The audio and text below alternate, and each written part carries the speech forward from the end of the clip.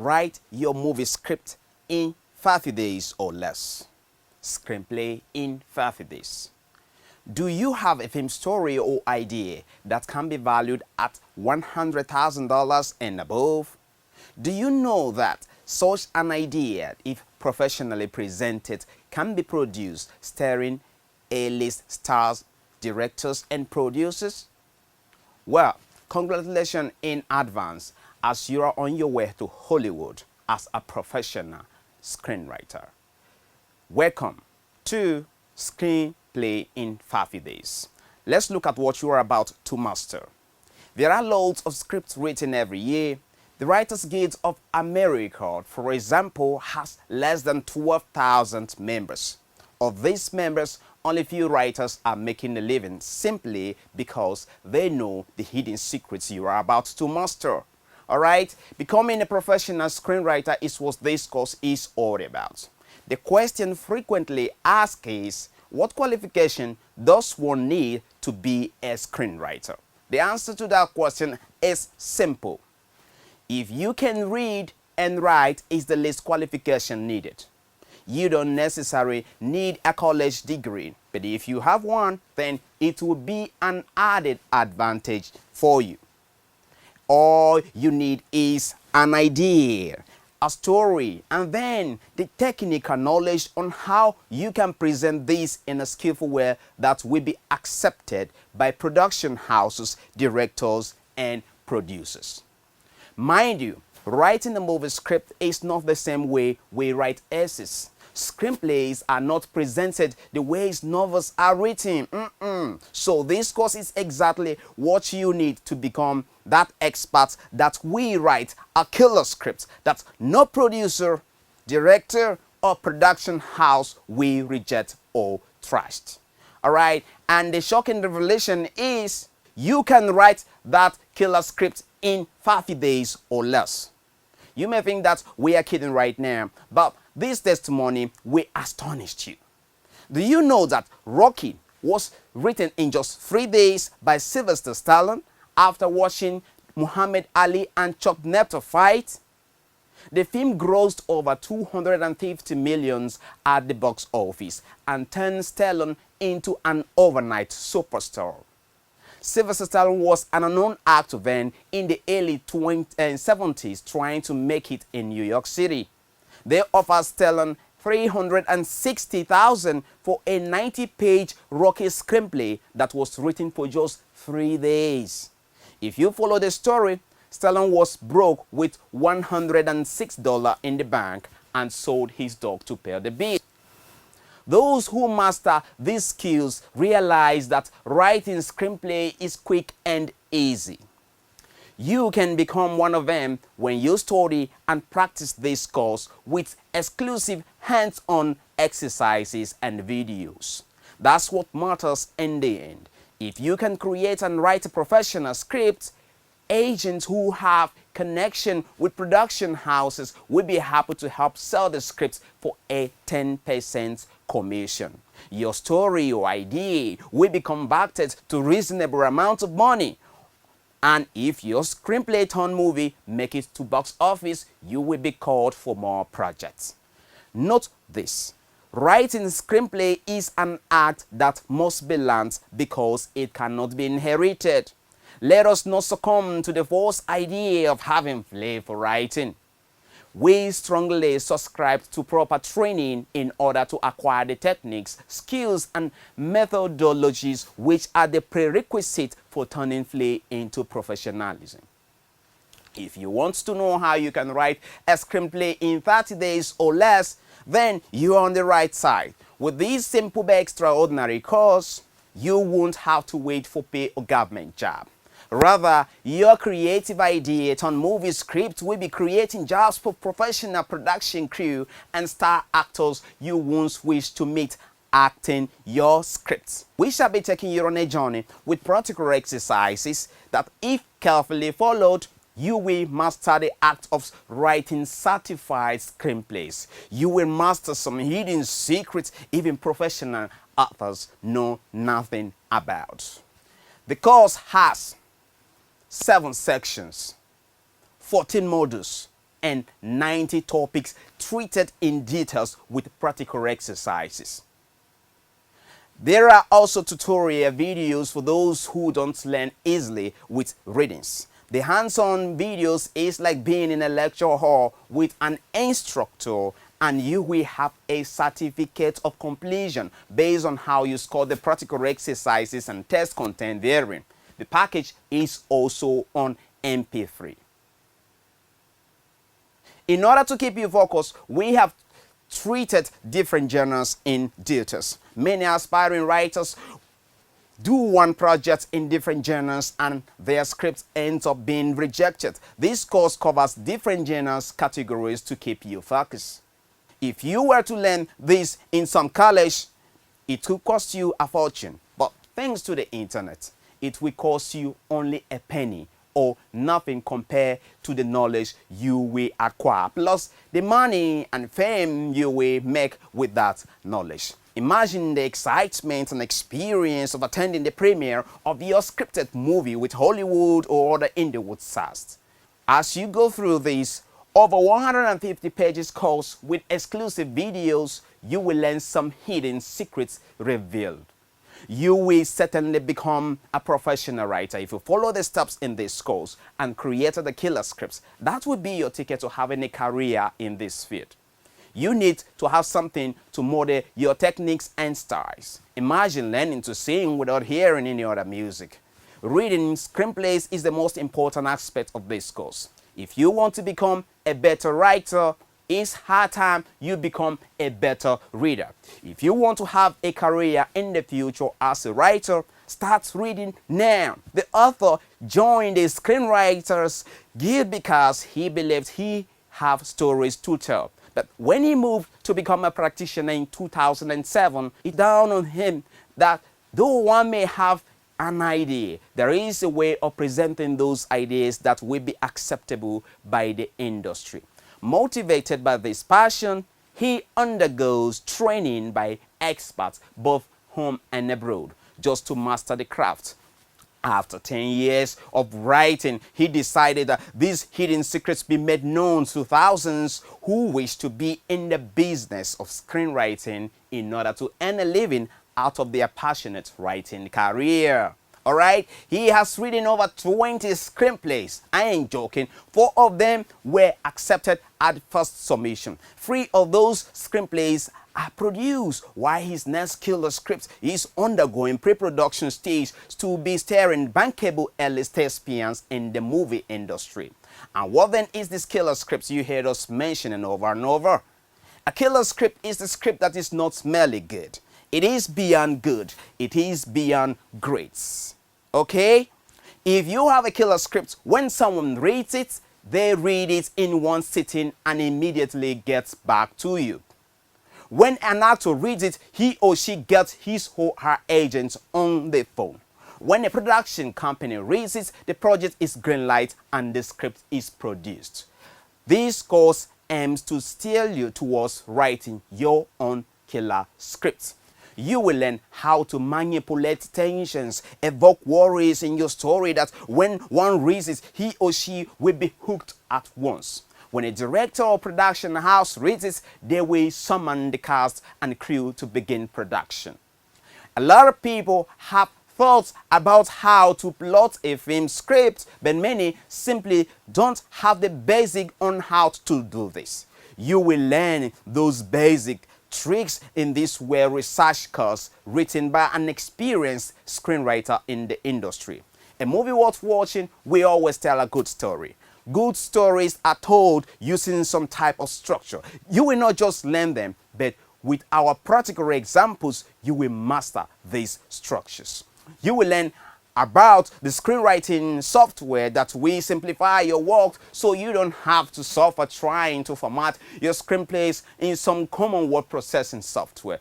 Dialogues constitute the primary colors of your film or television script. You will learn more about dialogue and the functions of dialogue and how to write an excellent one. Do you know why some scripts submitted are rejected and are never turned into movies? you will learn the wise. Okay? The sole purpose of any language is to tell something. Style, rhythm, the beauty of words arrangements may be developed artistically. Still, the language is never self-sufficient, for remains in the service of what is told. You will master the film and the television languages. You may be a writer, all right? Everybody is a writer, everybody can write. But if you don't master the art of writing screenplays, then forget it. Screenplays writing is not any kind of writing. It has methodologies one must follow. Instead, you will learn how to turn that novel or any story into a film script or screenplay in a much professional way. It doesn't matter where you come from. It doesn't even matter your educational background. Just follow and master the steps taught in this course and you will become a professional scenarist. For sure, the author knew he had and still have stories and ideas, but the swift decision to undergo the training required to be a professional screenwriter changed his life for good. Your destiny is in your hands. If you are committed, this course will guide you through the journey of becoming that expert the film industry is looking for. All right, I want to tell you about my story. If there is one thing I am so sure about and I can vouch my life for, it is the fact that I can write. God has given me this gift and I am grateful I discovered it early enough. There is no second that passed me without imagination. Give me 5 minutes and I will be building castle while I imagine. I can navigate my thoughts from one topic to another and can still get back to each story without missing a thing. In fact, I still remember events that happened when I was between 3 to 4 years. My mother died during that time and I can still see clearly the pictures of that sad incident. When I called my father to know the year my mother passed away, that was when I realized I was just 4 years old. So I knew I could write if I can pen or write these thoughts. That was one gift I discovered during high school. While in junior secondary school, also known as high school, I decided to test my writing ability while preparing for junior secondary school examination. I found past question and answers in English language on essay writing, where one is asked to write an essay about a topic and the instruction was it should not be less than 450 words. It is important to note that coming from Nigeria, somewhere in West Africa, English was not my first language. I picked a topic and guess the word count results I arrived at when I finished that essay. That was around the year 2000 and 2001. I was writing under candlelight because we had no constant electricity then in my little hometown, let's say, Benue State in Nigeria. I wrote over 2,000 words while the target was 450 words. In fact, when I started writing, more ideas were pouring and I stopped because I ran out of candlelight. It was the early morning of the next day that I counted the words and I realized I wrote over 2,000 words. I was ready for essay writing so far as word count was concerned. I'll tell you another short story how I ignore the naysayers. I was addicted to watching movies. I can watch 1.5 hour movie in a sitting. I can even skip reading for exam to watching a new movie or interesting movie. My love for motion picture was something else. While watching those movies, especially the local ones, I started making comments that I can write a better story than some uninterested movies we watched then. This claim was highly argued by some of my peers who felt I was bragging or extroverting. I was among the best academically in school. I even reasoned the writing topic to one of our town viewing center that I hope to someday write for the movie industry. But he mocked me and asked which mega city I have gone to apart from our little town, let's say. He also asked me if I thought writing film was some high school essays. Alright, but guess what? I ignored him. I started following stories about movie making, reading local magazines that talked about celebrities and movie makers. At that time, my country movie industry, Nollywood, was booming. It even overtook Bollywood and came second next to Hollywood as one of the leading movie industries. I was inspired by the success the industry was making, how producers were making money in movie making, and since I was certain I could write better stories than some whack ones we watched then, I knew I could be part of the successful movie practitioners. After all, there wouldn't be a movie without a story or a writer. I was in senior section of my secondary school then. I bought some long notebooks, this long notebook, and I started writing any story idea that come to mind. This is the long notes I'm talking about. Right? I was writing my stories the way I investigated novels and short stories were written. I was not from an art department, but I love reading novels.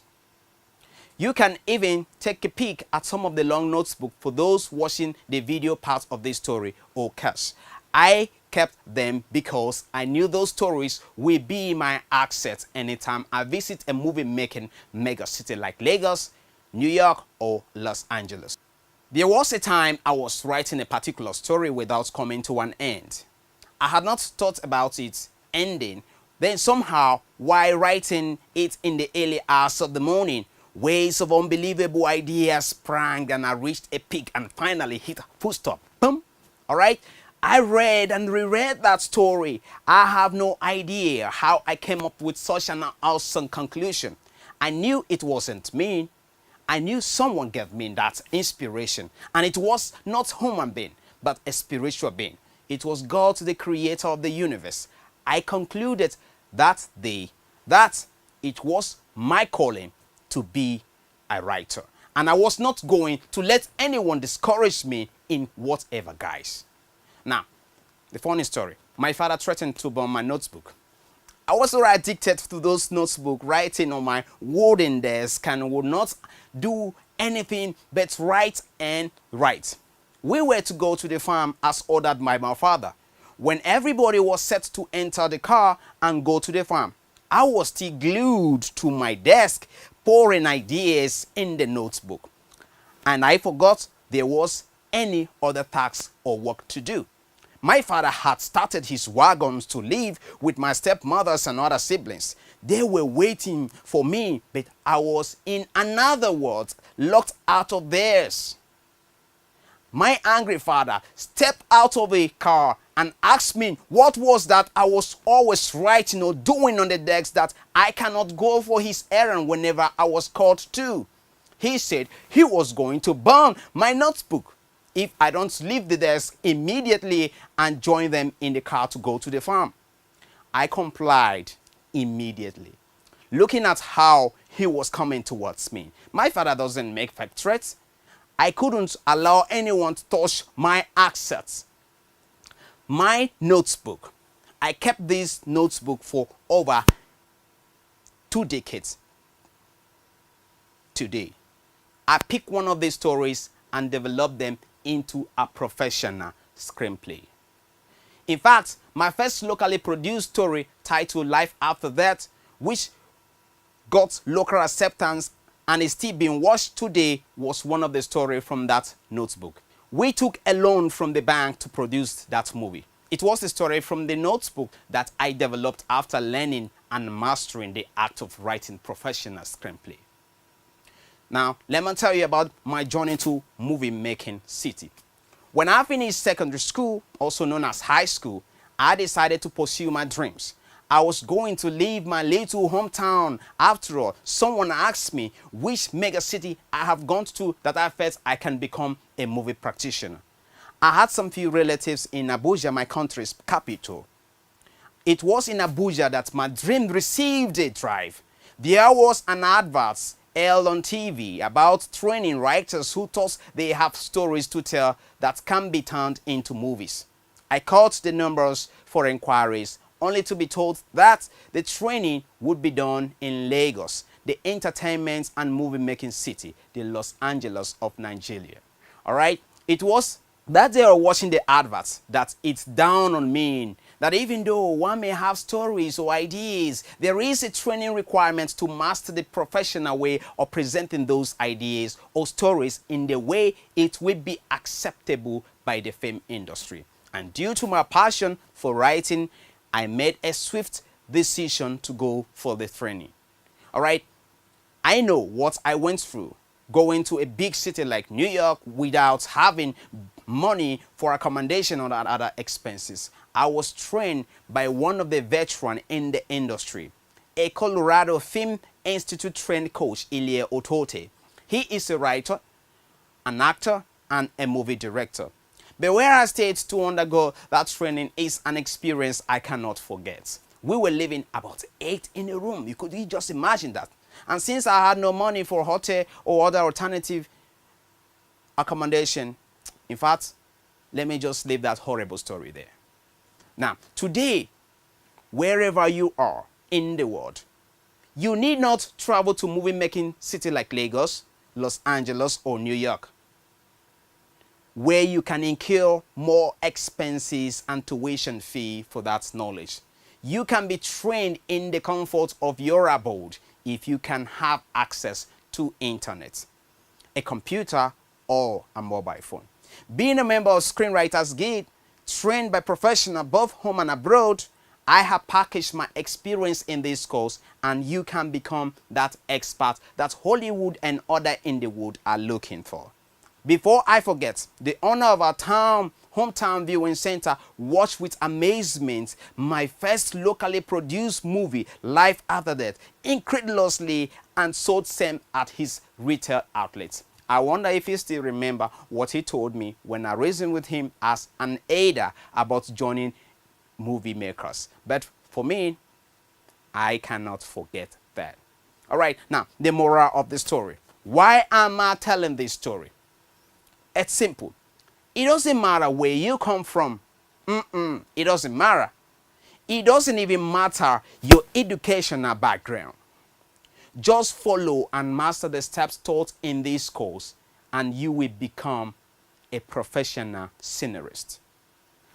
For sure, I knew, I had, and I still have stories and ideas, but the swift decision to undergo the training requirements to be a professional screenplay writer changed my life for good.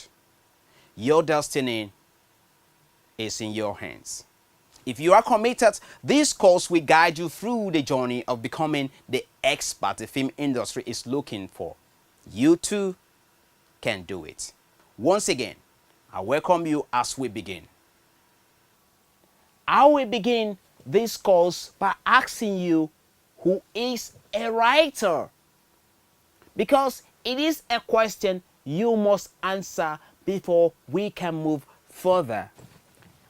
A writer, first of all, is a person who uses written words in various styles and techniques to communicate their ideas.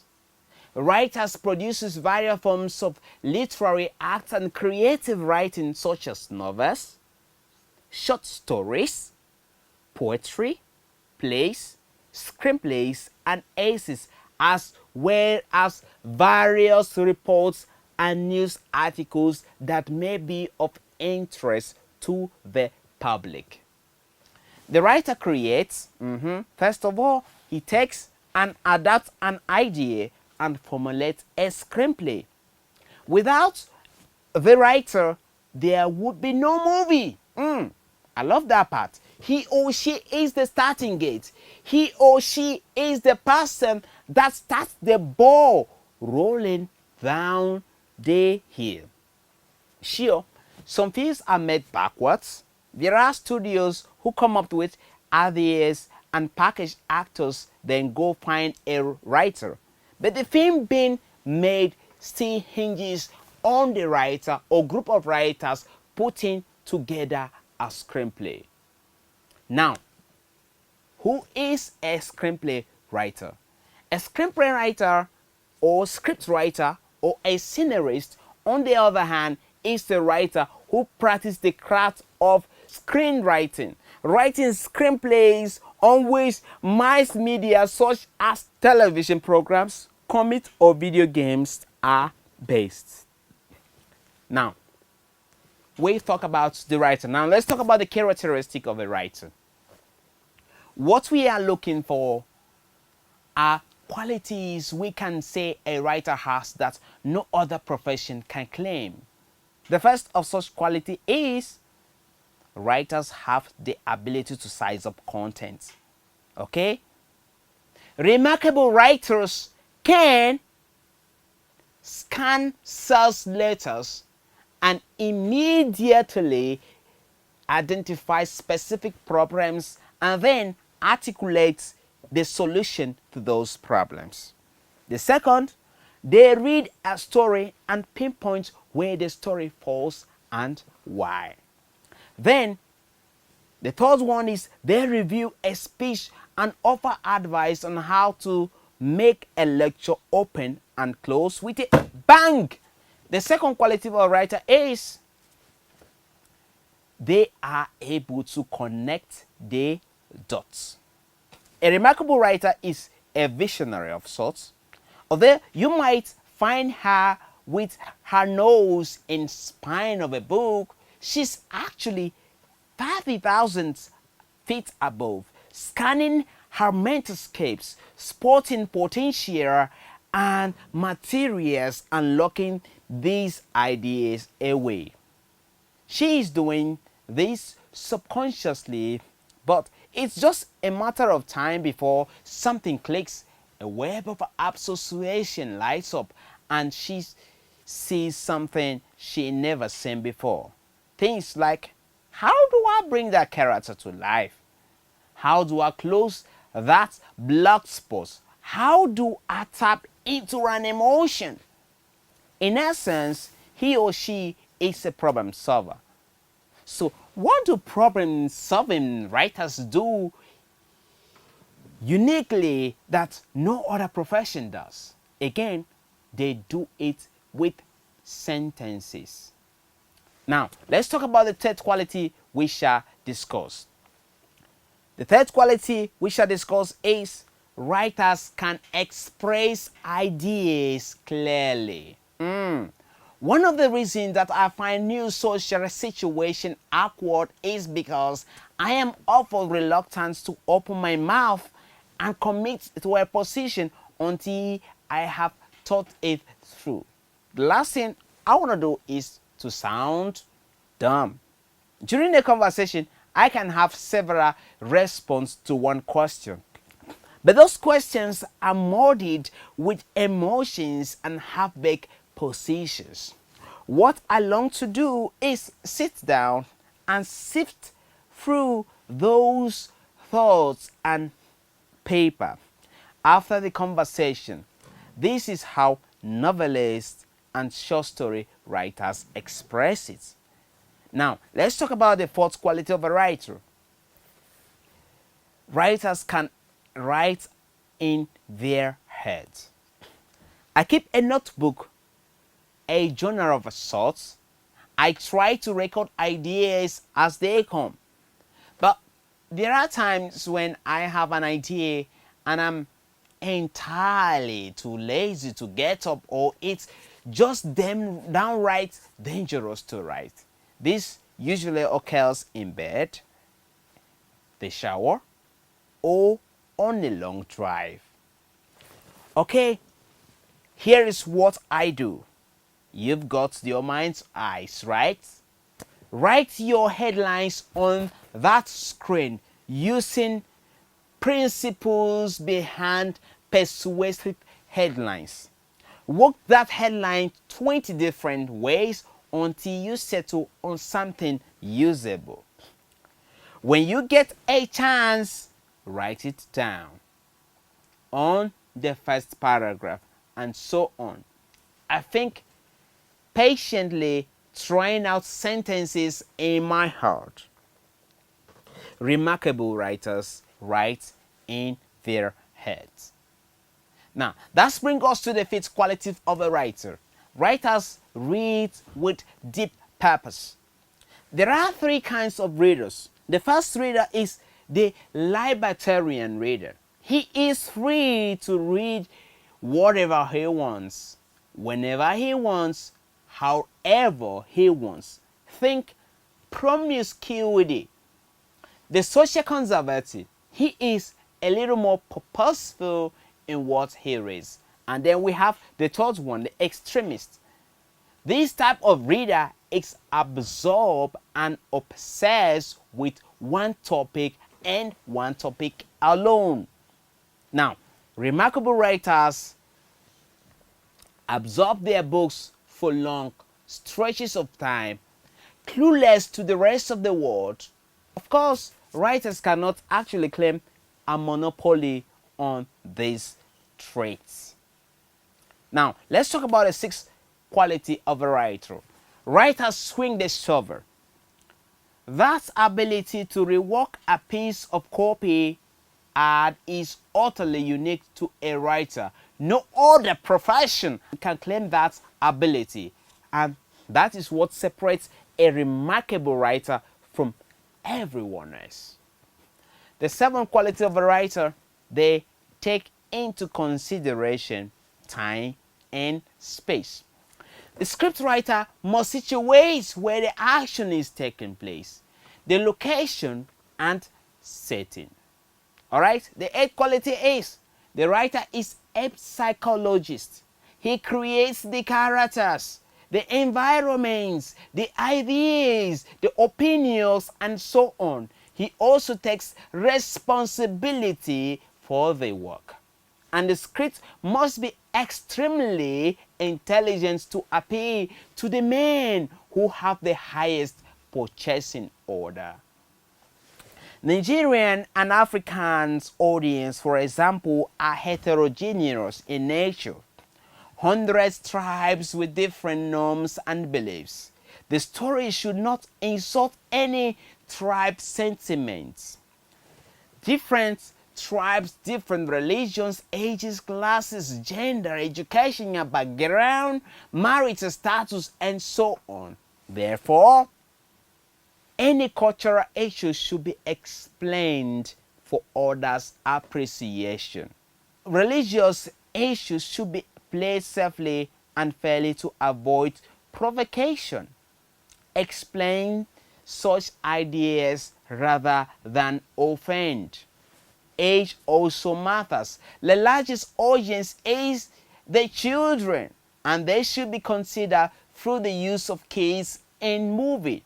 Avoid things that may make parents prevent their wards from watching the movie.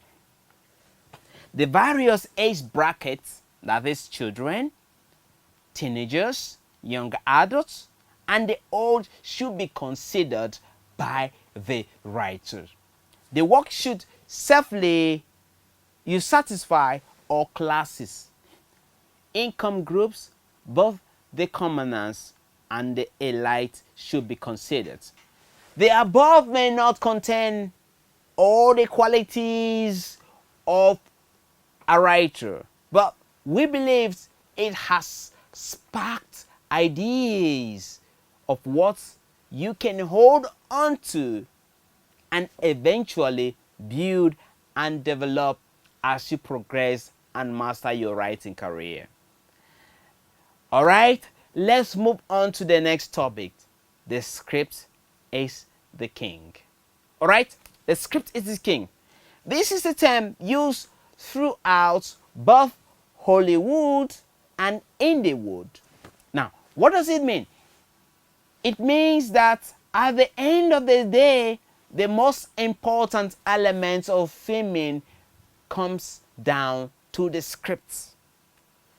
Many of the best films of all times considered such not because of performances or because of the elaborate sets or action sequences. They are considered great because of the scripts. Movies such as Pulp Fiction and Chinatown are renowned for their reliance on tight action and plots.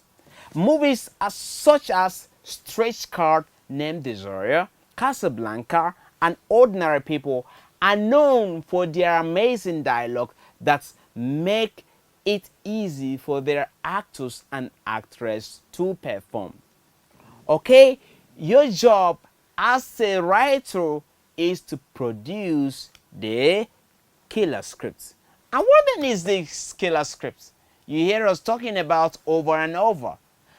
The killer script is the script that is not merely good. It is not just good. It is beyond good. And it is beyond great. If you have a killer script, when someone reads it, they read it in one sitting and immediately gets back to you.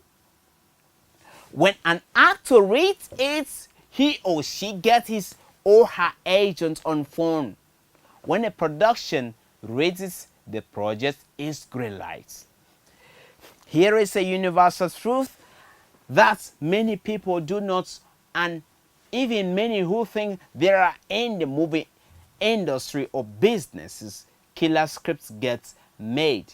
Remember that it's the good, mediocre, and downright horrible scripts that constitute to 99% of what other writers put out there.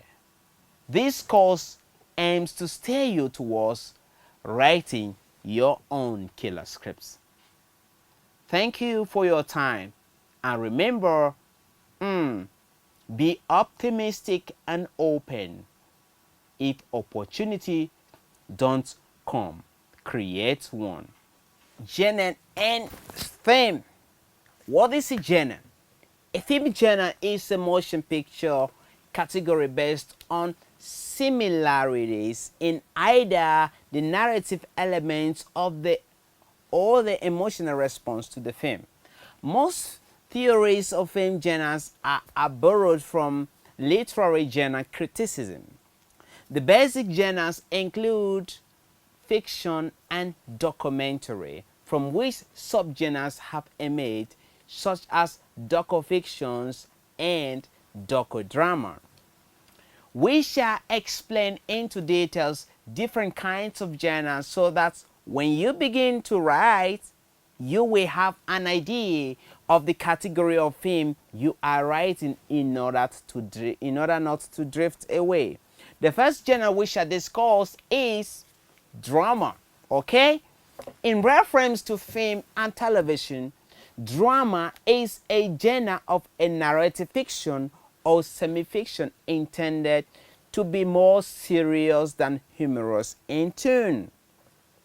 Drama of this kind usually qualified with additional terms that specify its particular subgenres, such as political drama, legal drama, historical drama, domestic drama, or comedy drama. Okay? These terms tend to indicate a particular setting of subject matter, or as they qualify the otherwise serious tone of drama with elements that encourage broader range of moods. Alright, all forms of cinema or television that involves fictional stories are forms of drama. The broader sense of their storytelling is achieved by means of actors who present characters in this broader sense. This drama is a mode distinctive from is novel, short stories, and narrative poetry or songs. In the modern era, before the birth of cinema or television, drama came to be used within the theater as a generic term to describe a type of play that has neither a comedy nor a tragedy. It is this narrower sense that the film and the television industry, along with film industry, adopted. The radio drama has been used in both senses originally transmitted in a live performances. It has also been used to describe the more highbrow and serious end of the dramatic output of radio. Now, let's discuss another peculiar genre in the film industry called action film. Alright, action film is a film genre in which the protagonist or protagonists are thrust with a series of challenges that typically include violence, extended fighting, physical feats, and frantic chases.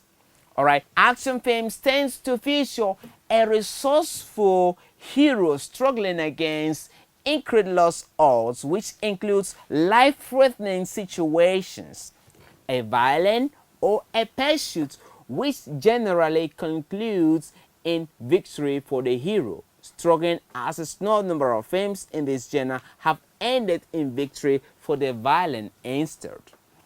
Advancements in CGI, which is also known as computer-generated imagery, have made it cheaper and easier to create action sequences and other visual effects that required the efforts of professional stunt crew in the past.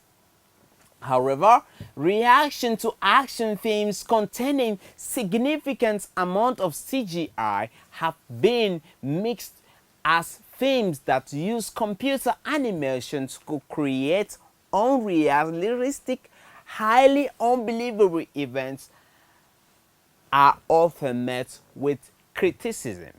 While action has long been a recurring component of films, the action films genre began to develop in the 1960s along with the increase of stunts and special effects. Common action scenes in films are generally, but not limited to, car chases, fighting, and gunplay or shootout. Alright, this genre is closely associated with the thriller and adventure genres, and they may also contain elements of spy fiction. Since we close action film genre mentioning thriller, let us explain what thriller genre is all about. Okay, thriller. Alright, thriller films, also known as suspense films or suspense thriller, is a broad theme genre that involved excitement and suspense in the audience. The suspense element found in most films' plot is particularly exploited by the filmmaker in this genre.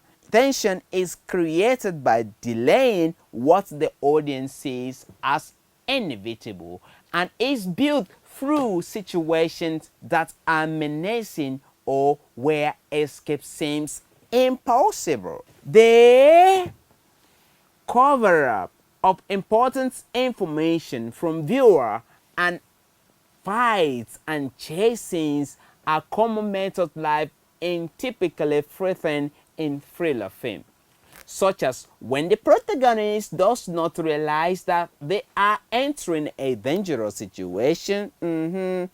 Thriller films characters conflict with each other with an outside force, which can sometimes be abstract.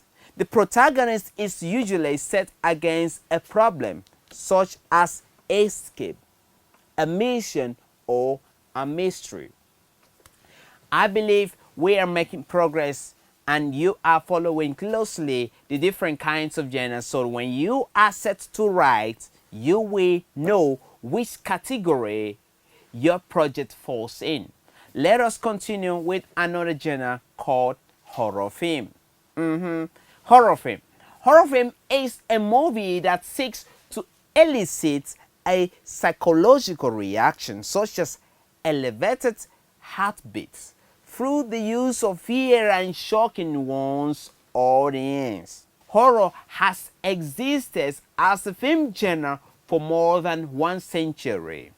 The macabre and the supernatural are frequent themes. Horror films may also overlap with fantasy, supernatural fiction, and thriller genres. Horror films often aim to evoke viewers' nightmares, fears, revulsions, and terror of the unknown.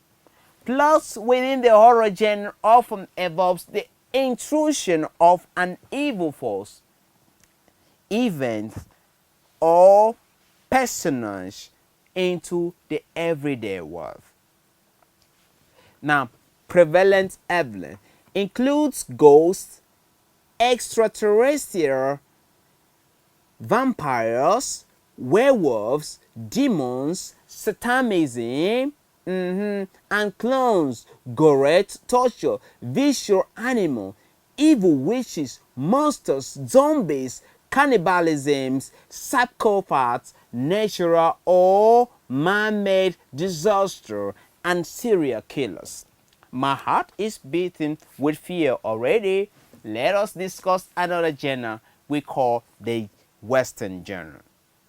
Western genre. The Western genre is the genre of various acts which tells stories set primarily in the later half of the 19th century in the American Old West, often centering on the life of a nomadic cowboy or gunfighter armed with a revolver and a rifle who rides a horse. Alright, cowboys and gunfighters typically wears Stetson hats, banderman spurs, and cowboy, and boxmen. Other characteristics include Native American bandits, lawmen, bounty hunters, outlaws, soldiers, farmers, and ranchers, and towns flocks. Western often trace the harshness of the wilderness and frequently sets the action in an arid, desolate landscape of a desolate and mountains.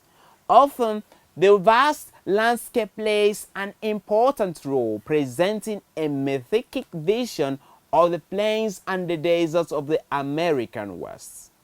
Specific setting includes ranches, small frontier towns, saloons, railways, and isolated military force of the Wild West. Okay, that's will bring us to another popular and ancient genre called comedy film.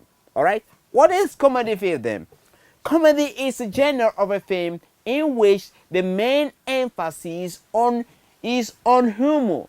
These films are designed to make the audience laugh through amusement and most often worked by exaggerating characteristics for humorous effects. Films in these styles traditionally have a happy ending, black comedy being an exception. Though one of the oldest genres in film, some of the very first silent movies were comedies, as slapstick comedy often relies on visual depiction without required sound. When sound films become more prevalent during the 1920th centuries, comedy films took another swing as laughter could result from burlesque situation but also dialogue. Comedy, compared with other genre, puts much more focus on individual stars, with many former stand-up comedy transition to film industry due to their popularity. While many comic films are light-hearted stories with no intent other than to amuse, other contains political or social commentary. Let's proceed with this genre called musical film. I like this one. The musical film is a genre which songs by the characters are interwoven in the narrative, sometimes accompanied by dancing. The songs usually advance the plot or develops the film's characters, though in some cases they serve merely as breaks in the storyline. Often as elaborate production numbers, the music of film was a natural development from a stage musical after the emergence of sound film technology. Typically, the biggest difference between film and stage musicals is the use of lavish background scenery and location that would be impractical in a theater. Music films characteristically contains elements indicative of a theater. Performers often treat their songs and dance numbers as there is a live audience watching. In a sense, the viewers becomes the audience as the performers look directly into the camera and performs to it. Now, my next killer script undergoing pre-production stage belongs to this category of melodrama or musical film as it's being called. Next on this course is science fiction genre. Science fiction film. Science fiction film, otherwise known as sci-fi film, is a fictional science-based depiction of a phenomena that are not fully acceptable by mainstream science, such as extraterrestrial life forms, alien wars, extrasensory perception, and time travel, along with futuristic elements such as spacecraft, robots, cyborg, interstellar travel, or other technologies. Science fiction film, also known as sci-fi film, have often been used to focus on the political or social issues and to explore philosophical issues like the human condition. In many cases, tropes derived from written science fiction may be used by the filmmakers ignorant of or at best indifferent to the standards of scientific possibilities and plot logic to which written scientific fiction is traditionally held. We shall be closing up on the list of different categories of genres to treats. Next will be fantasy films. Alright, what is fantasy film? Fantasy films are films that belongs to the fantasy genre with fantastic themes, usually magic, supernatural events, methodologies, folklore, or exotic fantastic worlds. The genre is considered a theme of a speculative fiction alongside science fiction films and a horror films. Although the genre do overlap, fantasy films often have an element of magic, myth, wonder, escapism, and the extraordinary. Now, let's talk about the documentary film. Documentary film is a non-fiction motion pictures intend to document some aspects of reality, primarily for their purpose of instruction, education, or maintaining a historical record. Such films were originally shot on the only medium available. By now it includes video and digital production that can either direct to video made into a television show or released for screening in cinemas.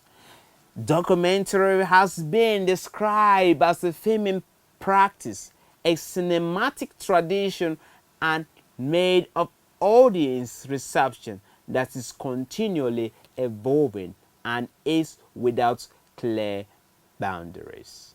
The above-mentioned genres should give you a hint of the category you will or shall be working on. Having explained vividly the different categories of genres, let us now discuss the theme. Alright, now, what is the theme? Theme is different from genre. A theme addresses the question, what is it about? A theme is the main subject that is being described in a writing or a movie. A story can be made deeper by adding a theme. Is it talking about romance, revenge, and so on? Here are examples of other themes include revenge, loyalty, love, forgotten love, justice, betrayal, friendship, religions, and faith. In summary, under this section, we have discussed 8 topics, namely the author's stories, who is a writer, the characteristic of a writer, the script is king. Now we talked about the killer scripts.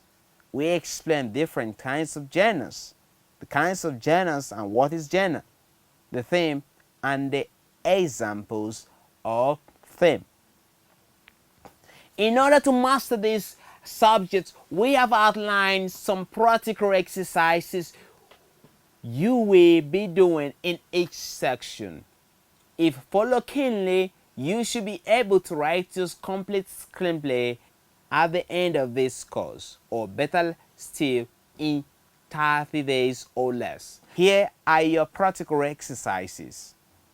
Exercise 1. The first exercise is 1. Come up with a story or an idea and give it a title. We call it working title because your title may change at the end of your script. Exercise number 2. Note. Remember the qualities of a writer. They write in their heads. Right now, you have started a journey. Find a quiet moment where you will not be distracted and begin this imagination. It may be at night or some quiet environment. 5. Identify the genres your ideas or story falls in. Go back and review all the genres we have discussed. Don't mix it up. Knowing your genre will help you focus on your thought in that category in order to brainstorm. The 4th one is write a short theme about this idea. Your theme should be at least 2 paragraphs. Now the 5th exercise you are going to do for us is identify the category of your theme. This will guide you as you think about your storyline. Is your theme about love?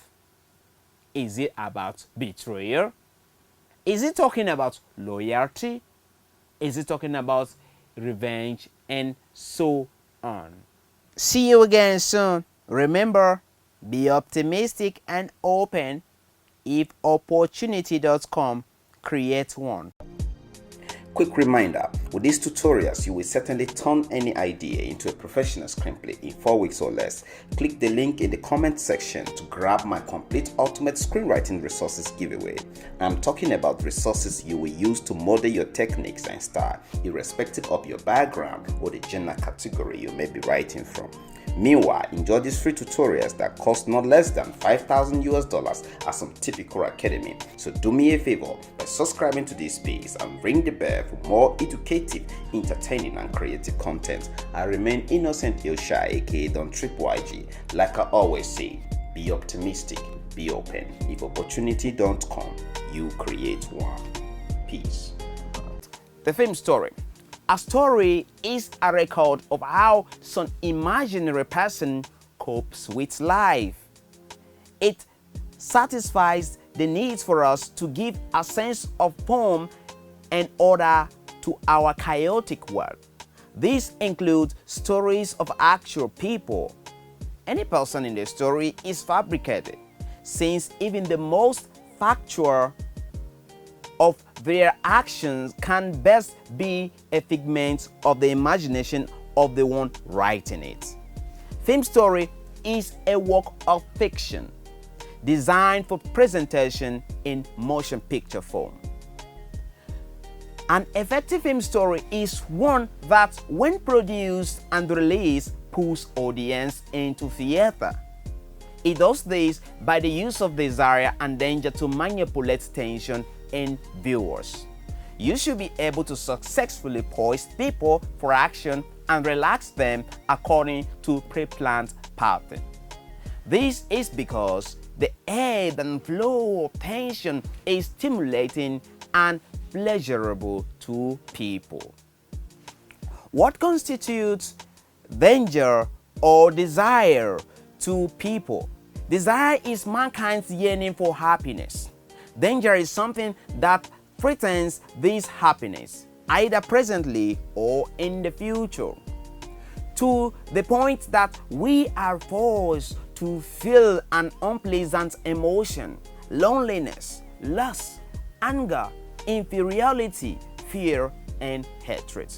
An emotion is another name for inner tension, and tension is a driving for all action. Whatever fails to evoke emotion is worthless, and any form of fiction. People go to theater to worry. They want to see a character that they empathize with comes against odds, struggle against that odds, and perhaps wins. Whether it is comedy, tragedy, serious drama, and so on. People enjoy it if they worry about the individual scene of the play as a whole.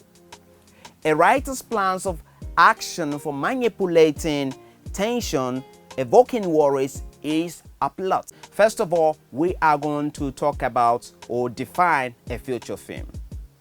Okay, a feature film is a film also called motion picture or a movie with a running time long enough to be considered the principal or sole film to fill a program. The notion of how long this should be has varied according to time and place. According to the Academy of Motion Pictures, Art and Sciences, the American Film Institute, and the British Film Institute, a feature film runs for at least 40 minutes, while the Screen Actors Guild holds that it is 80 minutes or longer. Motion picture screenplays intended for submission to mainstream studios, whether in the US or elsewhere in the world, are expected to conform to a standard typographic style known widely as the studio format, which stipulates how elements of screenplays such as scene headings, action, transition, dialogue, character names, shots, and parenthetical matter should be presented on the page, as well as the font size and line spacing. We shall discuss more about that under a special topic titled How to Format a Screenplay. One reason for this is that when rendered in studio format, most screenplays will transfer onto the screen at the rate of approximately 1 page per minute. This rule of thumb is widely contested. A page of a dialogue usually occupies less screen time than a page of action, for example, and it depends enormously on the literary style of the writer. And yet it continues to hold swell in modern Hollywood. There is no single standard for studio format. Some studios have definition of the required format written in the rubric of their writer's contract. That will take us to the film story. Now, let's talk about how to plot a film. A lot of people have thought about how to plot a film script, but many simply don't have the basic down to tell a good story.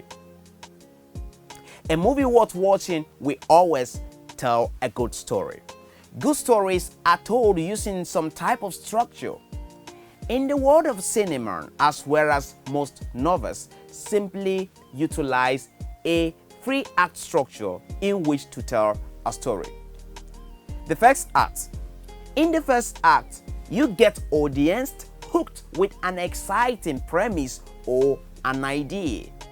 And in the second act, is used to introduce conflict and get the good guys or the story into some problems with an antagonist. The third act and the final act is for the climax of the story and where things come to a close. If you want to know how to plot a film script correctly and actually have it get made into a movie, then having good Act 1 is very crucial. This is usually the part that producers will often read to decide if they are interested or not.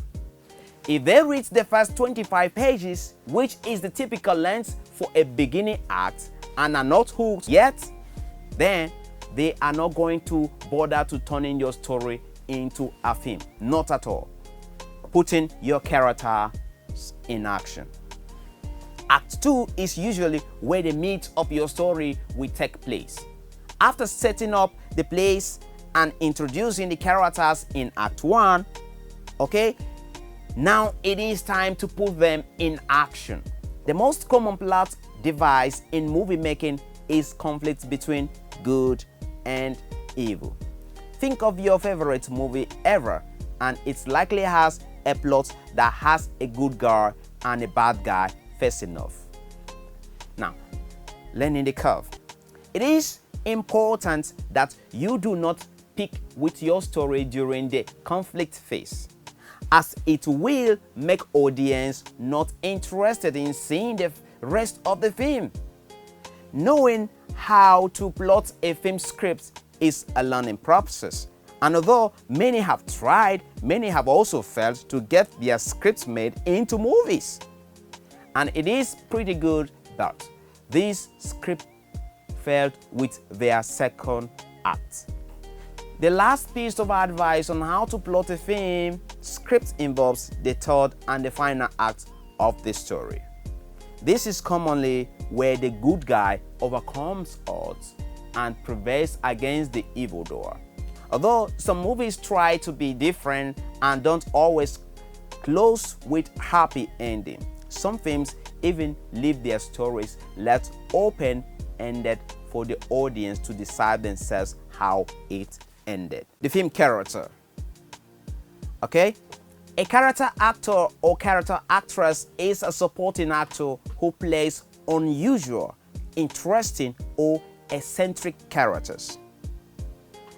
The term often contrasted with that of actor is somewhat abstract and open to interpretation. In a literal sense, all actors can be considered character actors since they all play characters. But usual sense, it is an actor who plays a distinctive and important supporting role. The term is sometimes used to describe an actor who plays characters who are very different from the actors off screen or real life personality, while in other sense it describes an actor who specializes in minor roles. In either case, character actors' roles are more substantial than bit parts or non-speaking extras. The term is used primarily to describe television and film actors and is less used to describe theater actors.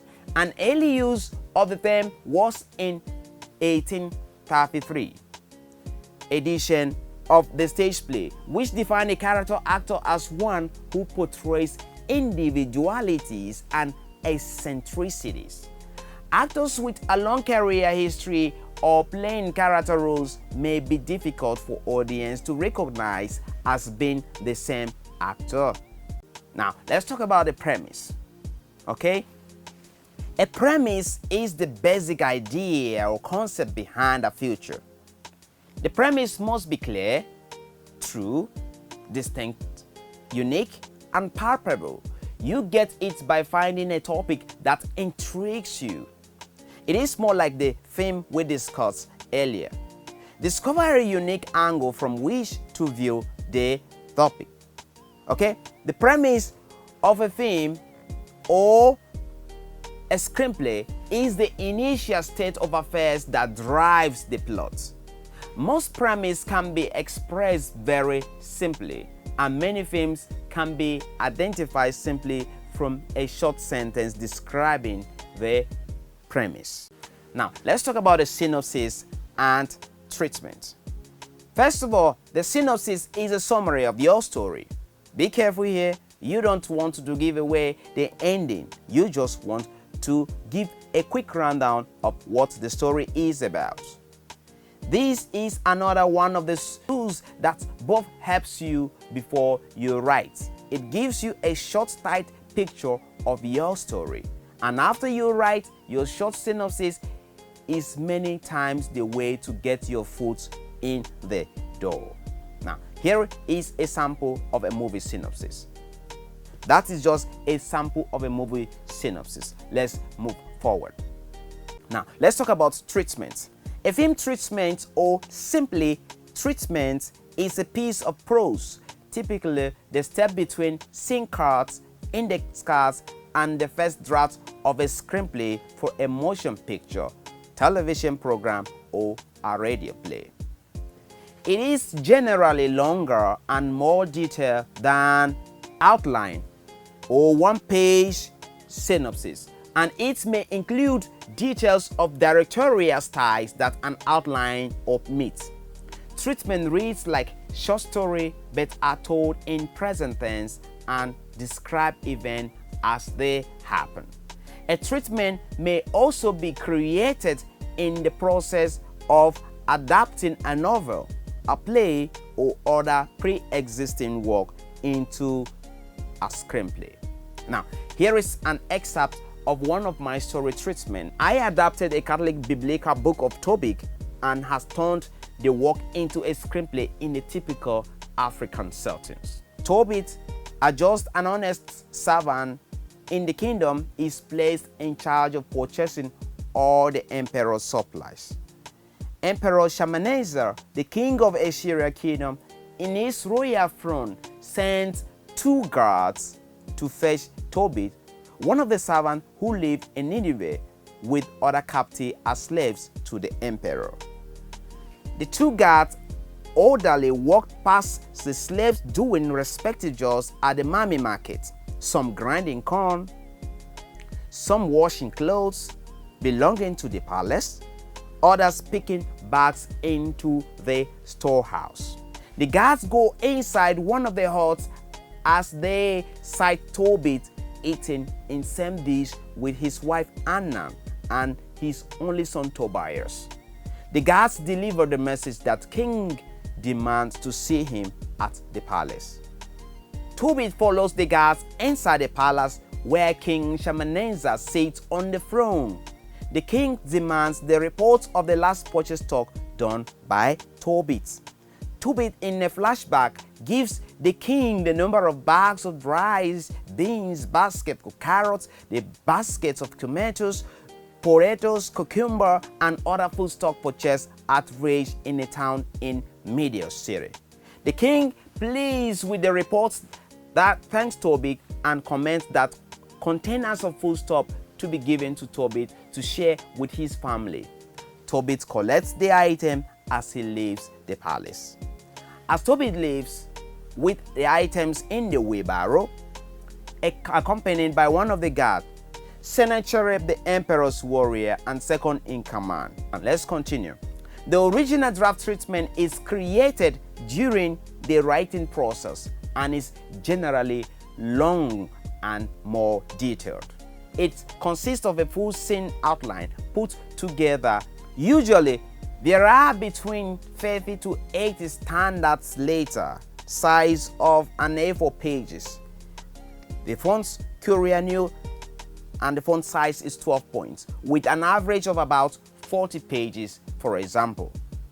The Terminator is 48 pages. Now, let's talk about development.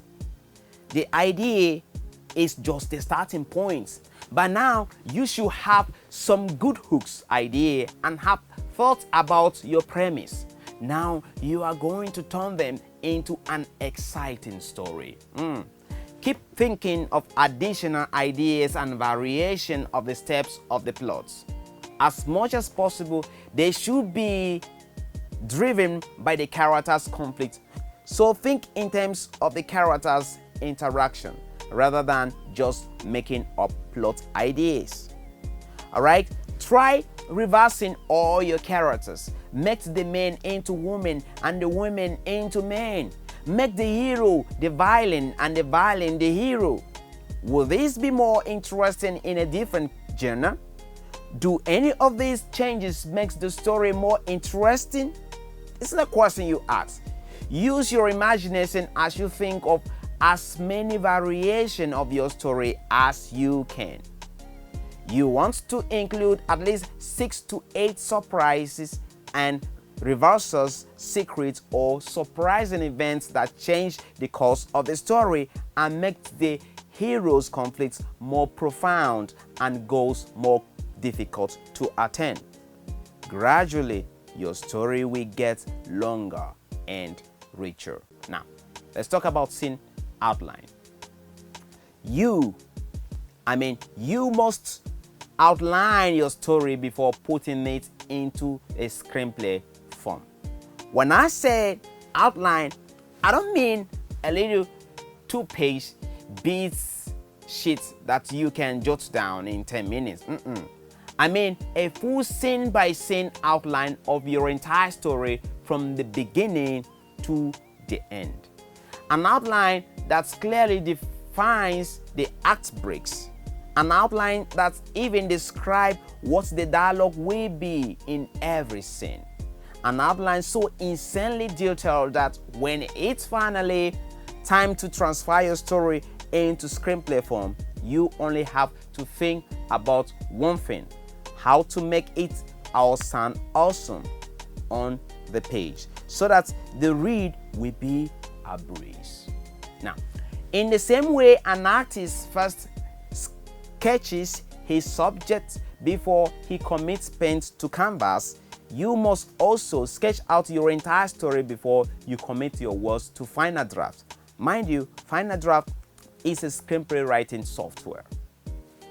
The great thing about outlining process is that it's freeing.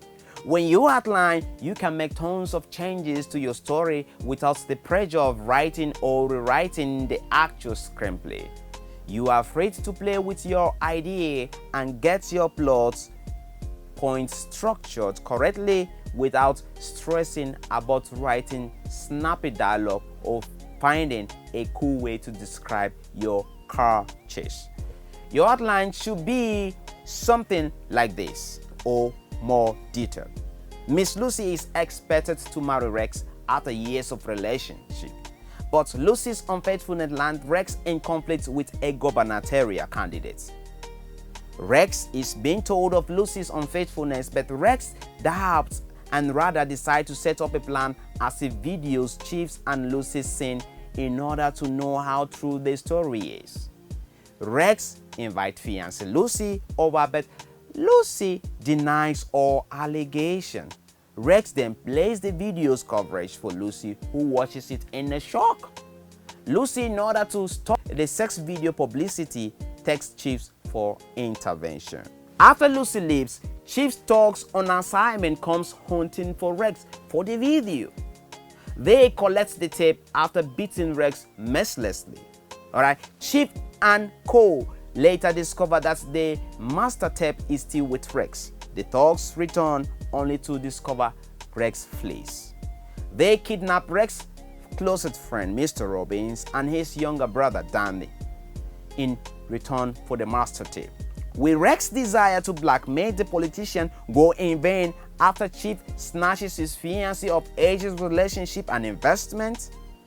Now, introducing Rex's helper, Mr. Jasper, Chief's former hooligan who from overseas who fall out with chief, but will they be able to fight chief and his battalion of thugs? Now let's talk about the description. Filmmaking is visual medium. Screenwriters are always told that less dialogue is more. Does this saying also apply to scene description too? Dialogue constitutes the primary colors of your film or television script. The film description is the shading. It is more than simply describing a physical action. It needs to draw the reader into the story world. The scene description in your screenplays needs to be visual, but most importantly, it must be evocative. Think about how you want your readers to feel after reading it. Is it amazement, amusement, or sadness? All right, here is a sample of a scene description. All right, now what is dialogue? Dialogue is that portion of a script which people talk, the things they said word for word. The writing of a good dialogue is an act in and of itself. For a film scriptwriter, it is a vital skill. What issues do we need to consider while dialogue writing is concerned? They fall into three categories. The first is dialogue functions. The second category is dialogue continuity. And the last one is dialogue realism. Now, let's take the first one, dialogue function. Dialogue has four primary functions, four main jobs to do in script writing. They are, the first function is to give emotion.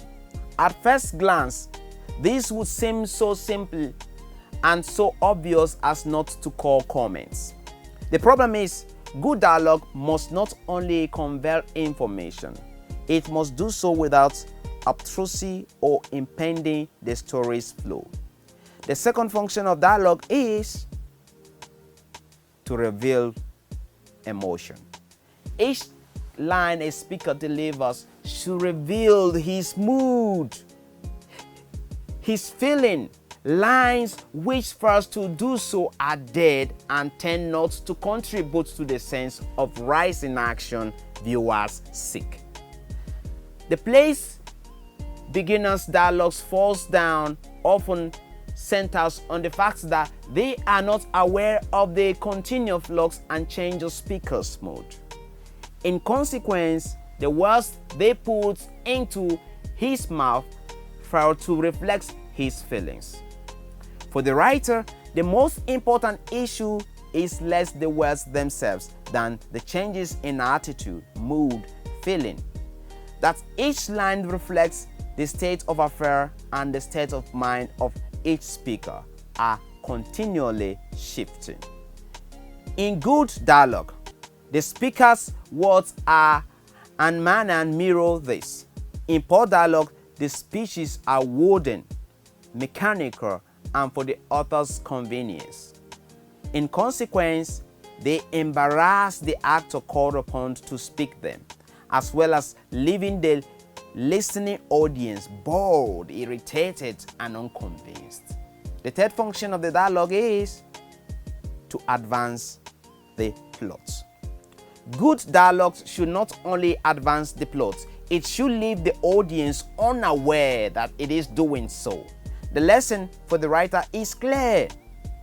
In film, dialogue cannot exist as an element separate apart from the picture as a whole.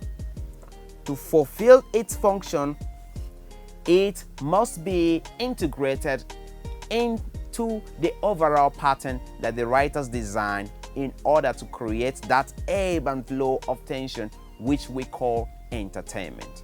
And the fourth function of the dialogue is to characterize the speaker. Inevitably, dialogues reflects the speaker, his background, his education, his social status, and above all, his status and feeling. On the obvious side, garbage collectors and college presidents hardly are likely to speak the same. Once you have understanding of your people or characters, dialogue becomes your most useful tools for bringing insight out into the open, putting it in such a form that viewers can understand and draw full emotional value from it. Now, let's delve into dialogue continuity. How do you make your dialogue hang together? You make use of a device called the dialogue hooks, which ensure that each speak acknowledges the one preceding it. The question and answer pattern is one of the hosts of the hooks, like disagreements, reaction, agreements, interruption, transitional words, repetition, and so it goes. With speech or action acknowledging preceding speech or action, all constitute dialogue hooks. The classification into which I have broken them down: repetition, transitional words, reaction, action, interruption, agreement and disagreement, question, answers, and so on, are totally unimportant. What counts is the understanding of the basic principle involved. Each speech should link one ahead. Keep that in mind and you cannot go too far wrong. The next is dialogue realism. Where realism concerns the big thing to bear in mind in working up dialogue is that there is a world of difference between speech and the written word. Good dialogue strives for the tune of conversation. Avoid the stiffness and formalism that too often envelop us when we take pen in hand or place our hands on the keyboard. You should aim for the flavor and color of the spoken language, but eliminate all but certain of the banality, repetitiousness, and general meandering in which we all tend to indulge. To that end, be sure your dialogue keeps your story moving forward in a reasonable straight line. Do not permit yourself the dubious luxury of bogging down in endless babbling and weather talk in the name of realism. Beyond this, the going grows hazy. So much depends on the taste and talents. An interchange handle with one man's humor comes out as light and clever.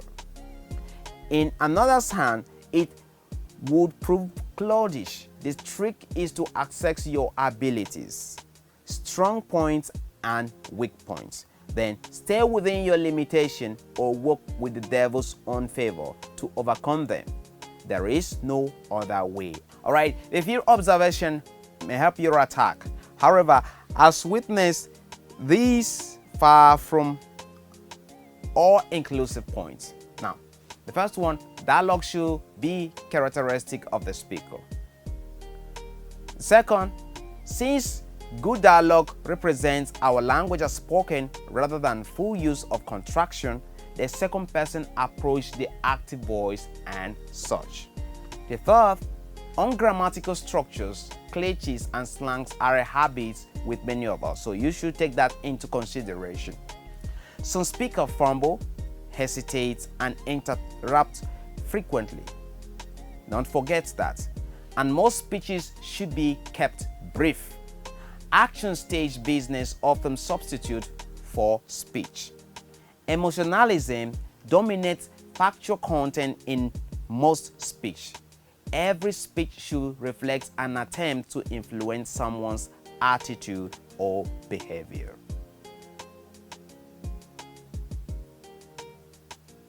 Beyond these hints, how do you learn to write good dialogue?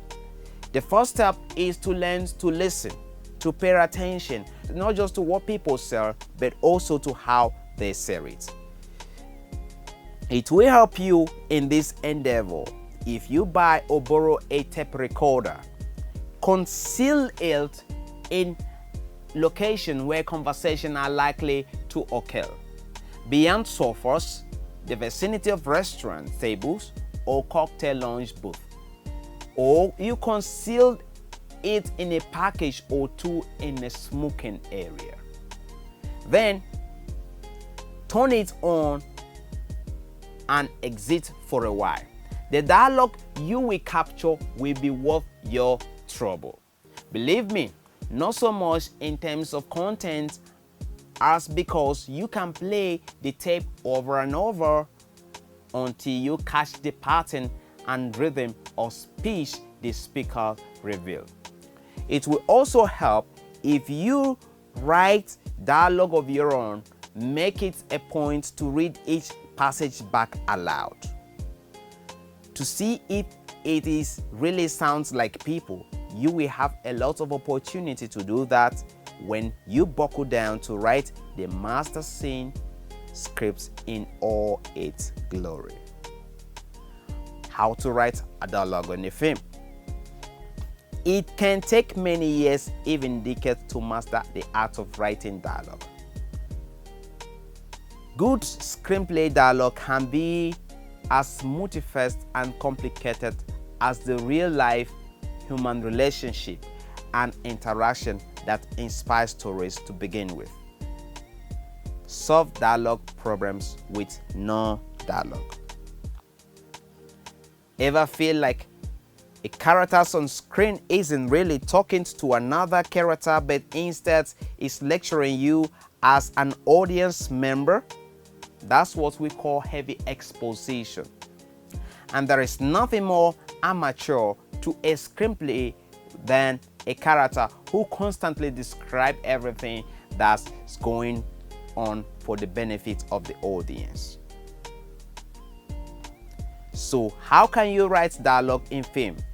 To get around this, what's the best way of getting fact and tricky concept across to the viewer?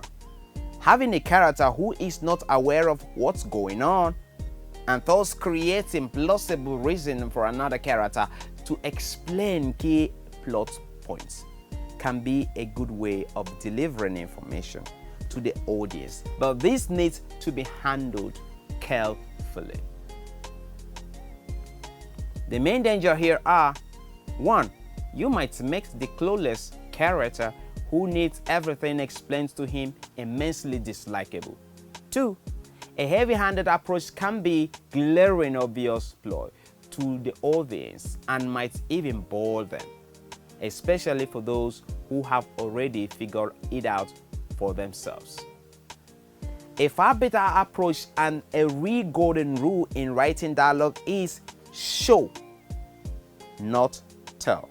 In fact, it's more of an anti-rule of dialogue, since you are aiming to give the audience information without having characters state it. Let's say you want to get across the fact that a character has a serious drinking problem. There are two possible ways you could do this. The first one: Terry 1 is in the middle of an argument with his wife. While Terry storms away from a dinner table, Jen yells at him, "You are always like this when you've been drinking."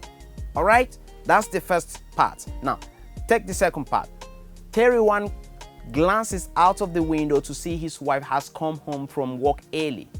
He hurriedly screwed the top of a half-drunken vodka bottle, place it into a plastic bag, tie a knot in it, and hide it under the toilet tank. All right? In both screenplays I just show you, we get the same idea, but we aren't forcibly beaten over the head with the information in the second scenario. Don't worry about wasting those precious few introductory minutes setting up every detail of the screenplay before you allow action to happen. A little mystery as to what's going on can create insatiable intrigue and reel the audience in. You can always use flashback or other person techniques to deliver more exposition after you've got them hooked. In short, always attempt to write with the golden rule in mind. Show, don't tell. Here are your practical exercises. Remember, each exercise will be scored as it will reflect on your reports and final certificates. All right, exercise 2. Establish your character, that is your protagonist, as he or she is set to do something. Then bring in an opposition, an antagonist, that's what I mean, that is standing on his way to achieving this. The second, create a bond character. A bond character can be a friend of your main character. It could be a mentor, someone your protagonist runs to for assistance or advice. You are now developing your story. All right, the third exercise you are going to do for us, or for me, the writer may have associates who help him or her carry out their ill will. Expand your characters. The fourth, devise ways to keep your story afloat. Create obstacles for your hero or protagonist and how he or she overcomes them. The more challenge you create, the longer and more interesting your story will be. Nobody wants a boring story. Finally, write your story treatment as short stories are read. Your story treatment should be written in present tense as you describe how these events take place.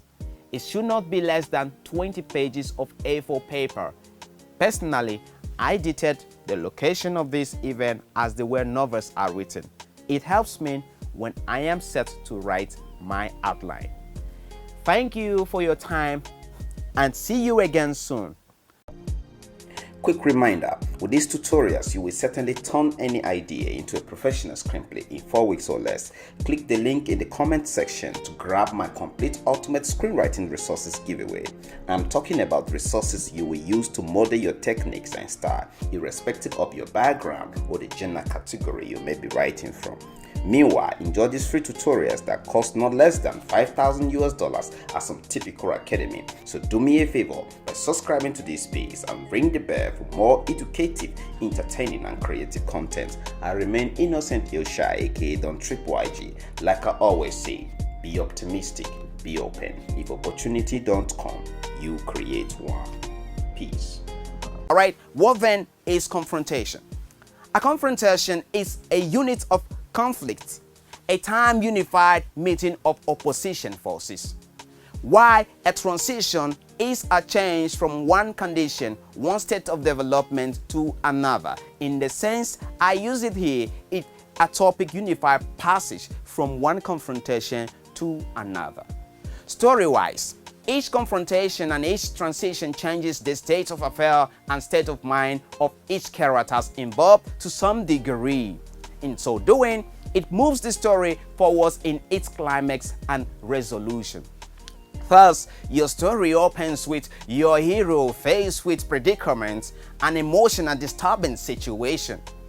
In the typical film, you have approximately 90 minutes in which to resolve these predicaments, replace hero's disturbing situation and unpleasant emotion with something satisfactory. To this end, you link together a chain of confrontation alternating with transition until timed out. That adds up to 90 minutes of your screen time. Indeed, there are worse questions to ask yourself before you start on any script like, does my idea offer good opportunities for building confrontation? That is, will my protagonist have to fight to get what he wants? And can I devise incidents to dramatize that fight? The next question, how do you build confrontation and transition?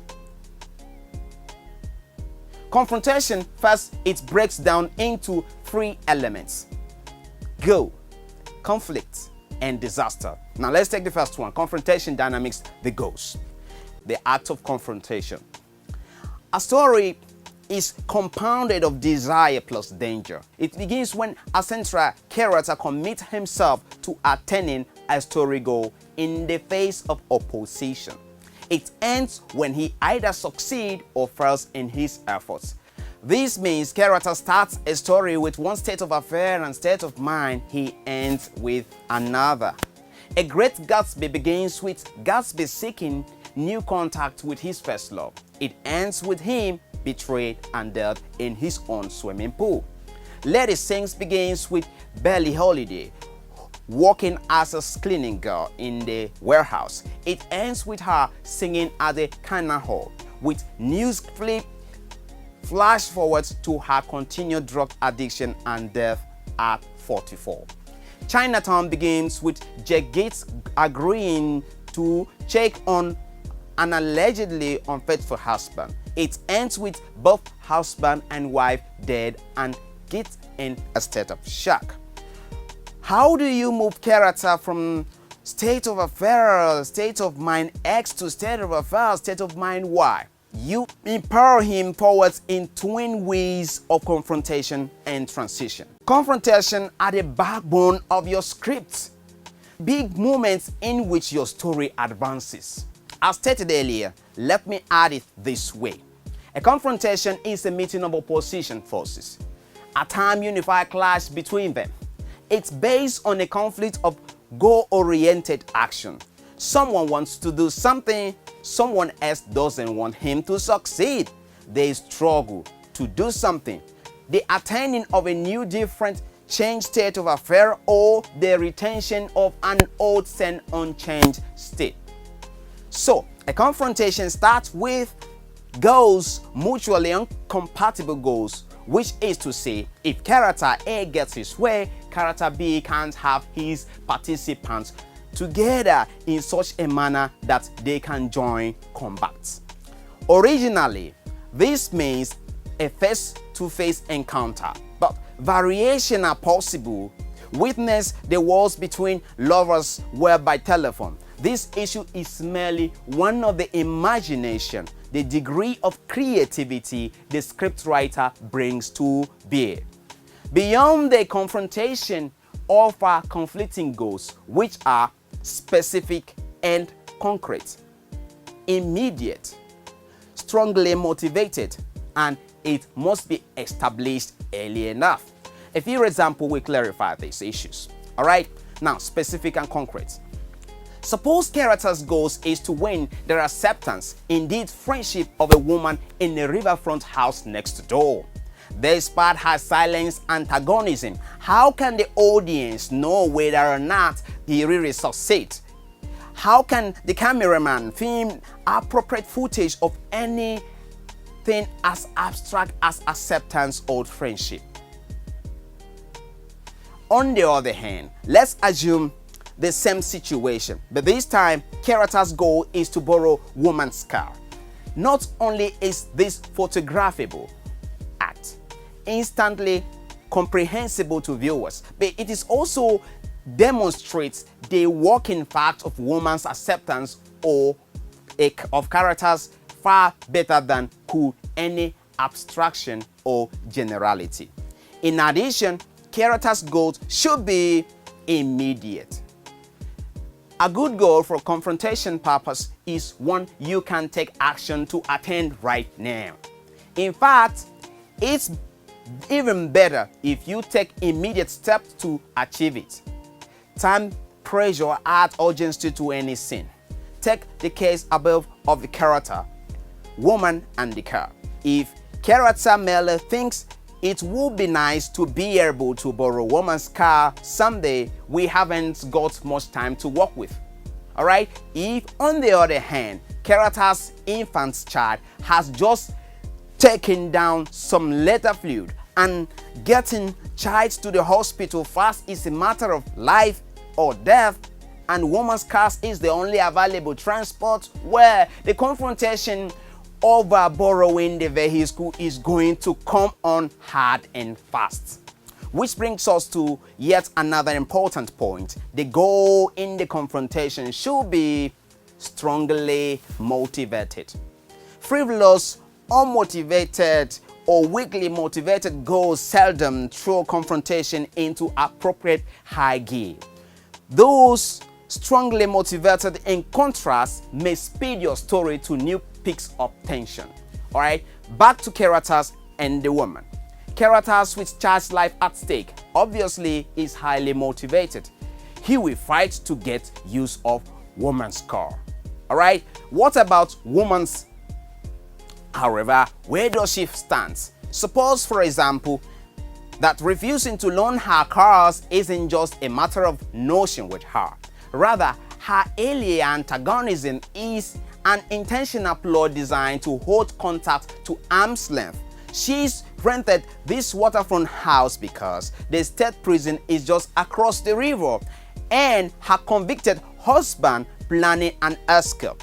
He's slated to make the break this very afternoon. Unless she and the car are here and ready when they scramble from the water, he's cinched to be captured and dragged back. Now, what will be her reaction to character's demands for loan of a car? As noted previously, it takes specific, concrete, immediate, and strongly motivated goals to build a proper confrontation. Now, finally, said goals should be established early. The earlier someone involved in a confrontation demonstrates that he has a goal, the earlier said confrontation can get underway. Next question: how does a character demonstrate he has a goal? By getting up on the soapbox and sounding off about it? Sometimes, maybe, but not often. Far better, let character create the impression that he has a goal by what he does. Let his actions show it. Exhibit A from our sample episode. The door of the character's house bursts open. He lunges out into a porch, looks frantically this way and that way, pivots happily, and leaping the railing, springs towards the woman's house. Not one word has been spoken. Alright? No. We don't know that character has a child, let alone that child has been poisoned.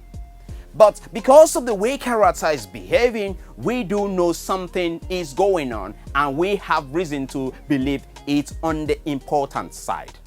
Naturally, there are other ways this can be handled. Opening on child's crumb, for example, or child's face, or even the can of a drain cleaner, or earlier perhaps with characters watching TV or setting down bags of groceries and unloading items which include the can. Why make such a fuss about establishing goals early in action? Because once said action underway and conflicts develop, a confrontation may go in any number of directions. Let's talk about the conflict. Mutually incompatible goals brings characters into conflict, which seems simple enough. Say that too often too many writers fail to remember that conflict comes in varieties of shapes and sizes. Thus, a clash may be brief or it may be protracted. It may fit the requirements of your developing story. How do you expand or contract a confrontation, a unit of conflict? You add intensity, time pressure, twist, complications, or whatever else comes handy as needed. In the case of the characters, for instance, he might come charging into woman's house without knocking. Quick, he gasps, your car keys. Buddy, I gotta get him to the hospital. Alright, what now? Does woman refuse, cry, flee, faint, or what? And how does character react? Let's suppose woman flatly refused to loan the car. Character grapples with her, breaking free. Woman tries to flee. Character knocks it aside, rests to woman for keys. Alright? And that's the way it goes. In confrontation, though it should also be noted that this horrendous battle might, under other circumstances, have been brought to an end before it started. Had woman said coolly, "Oh, I'm sorry, the battery is down. That's why I haven't been driving this week." Or were we dealing with some comedy rather than melodrama?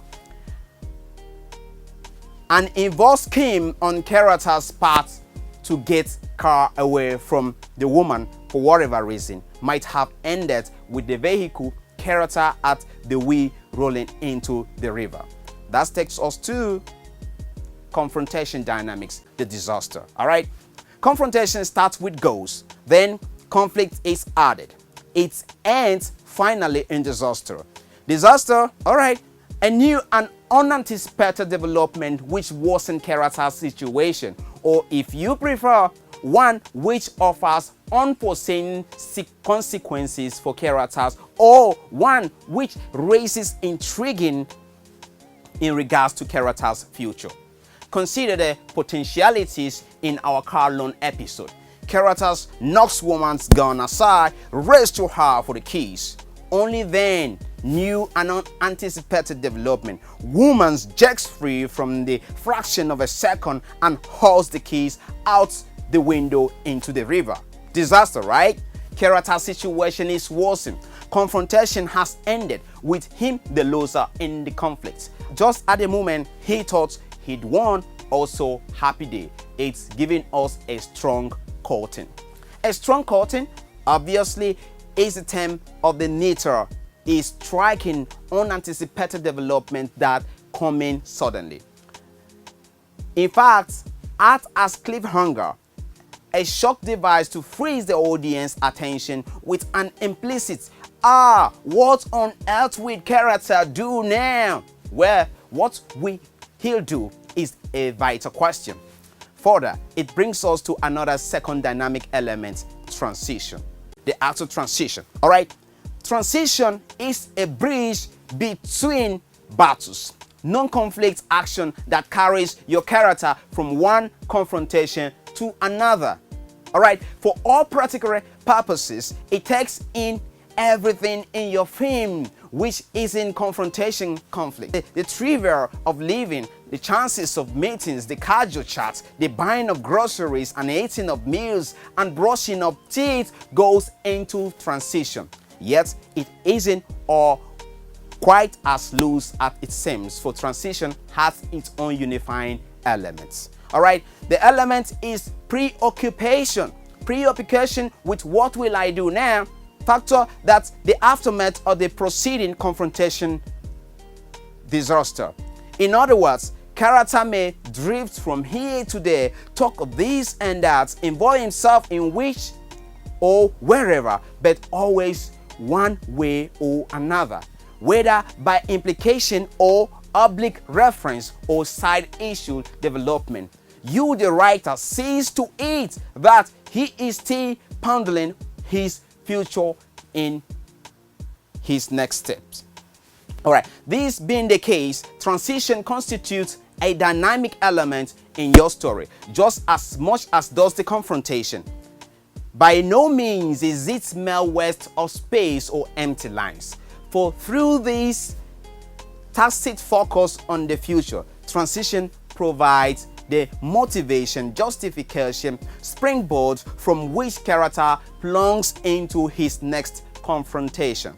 Just as confrontation breaks down into goal, conflict, and disaster, so transition is subdivided into three elements: reaction, dilemma, and decision. Now let's talk about transition dynamic, the reaction.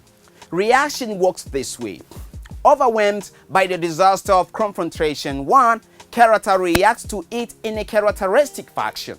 Let's take the case of a specific character and situation. A female character, this time an executive in her mid-50s, whose doctor has just told her that what she thought was a touch of stomach trouble actually is a liver damage. Brought on by years of excessive drinking, she can lay off the booze and go on a strict diet plus medication, or she can watch her condition worsen to cirrhosis.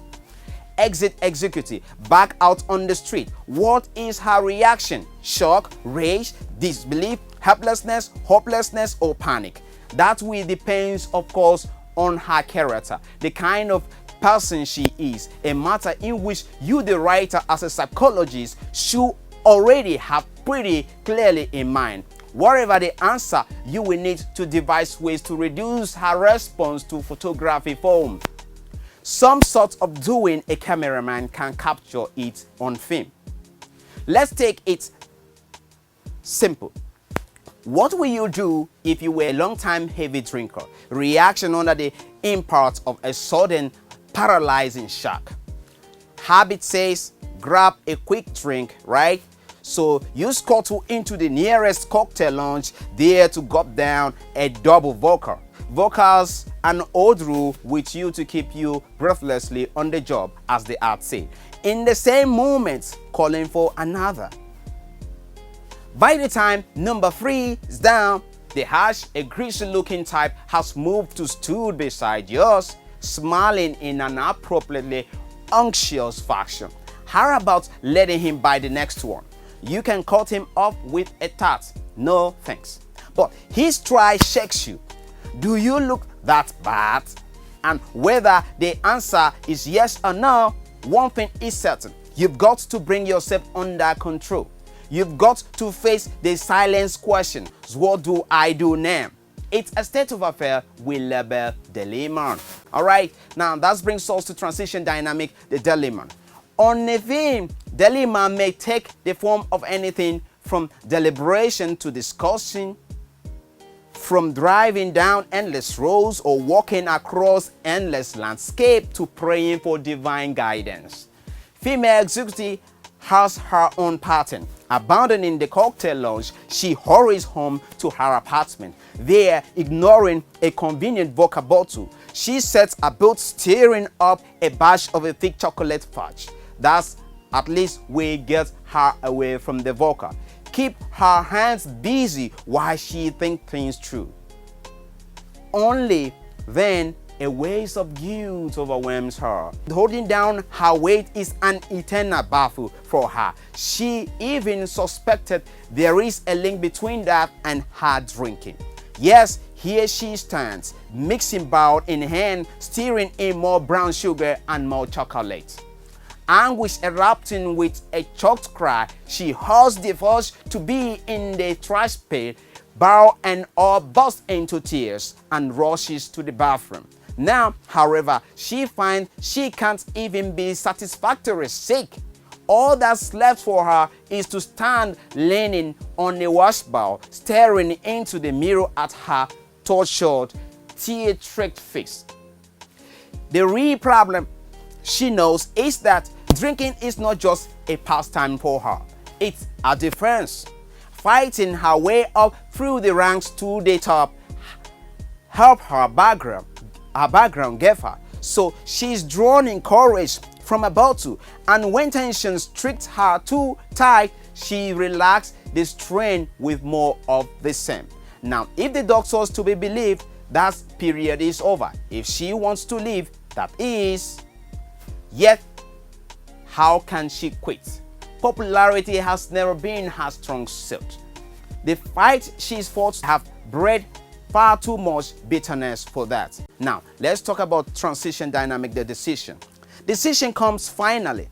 That's it. Executive makes up her mind what to do next, what course of action to pursue. She will quit drinking cold turkey. Executive decision, please note, provide her with a new goal, something to strive for. Further, to prove to herself that she really means it, she attend her night in the sight of her hated rival. It is a frightening thought.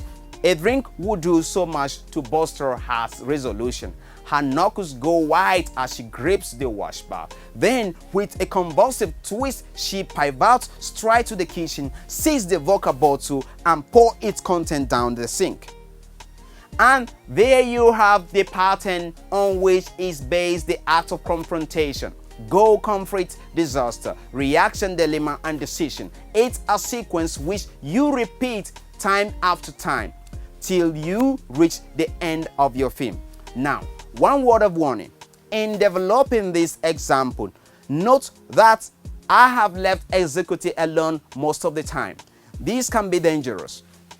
The screen offers few opportunities for neat explanation. That means the actor must convey his inner world through action, must show us his thought and feeling, drives and conflict. A fine actor well directed can do this. A poor or mediocre one, if guided, may fail or turn us off.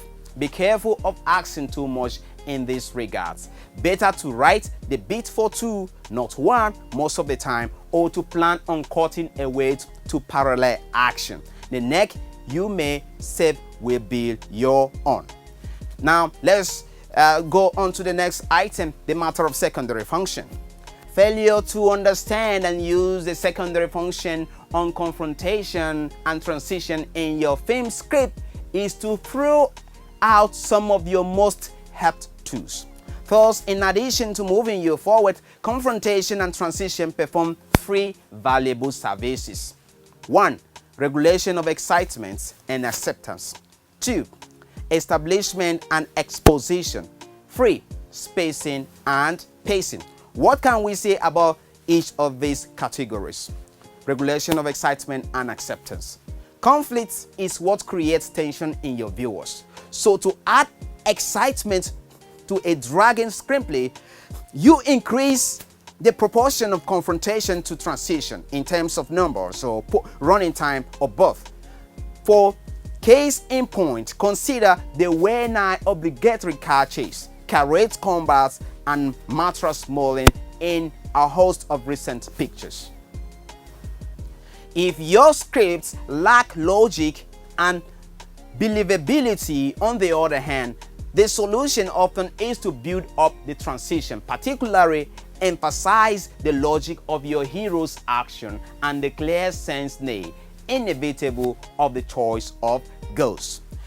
The usual word of warning, though you can always run a good thing into the ground, let the confrontation crowd too fast and furious on each other's heels and the film becomes a joke. Stretch out your transition to great length in striving for greater believability and audience goes to sleep. Alright, now let's talk about establishment and exposition.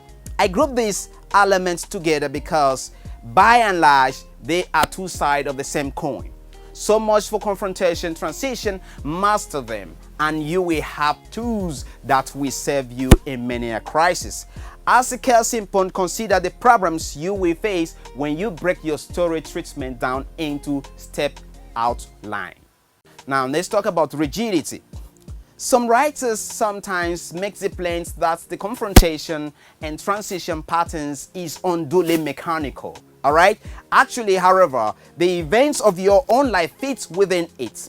The only difference is that because of time, length, limitation, film forces a certain compression and neatness of ordering which life forgoes. Thus, in life, I may spend weeks or months debating whether to quit my job or move or marry.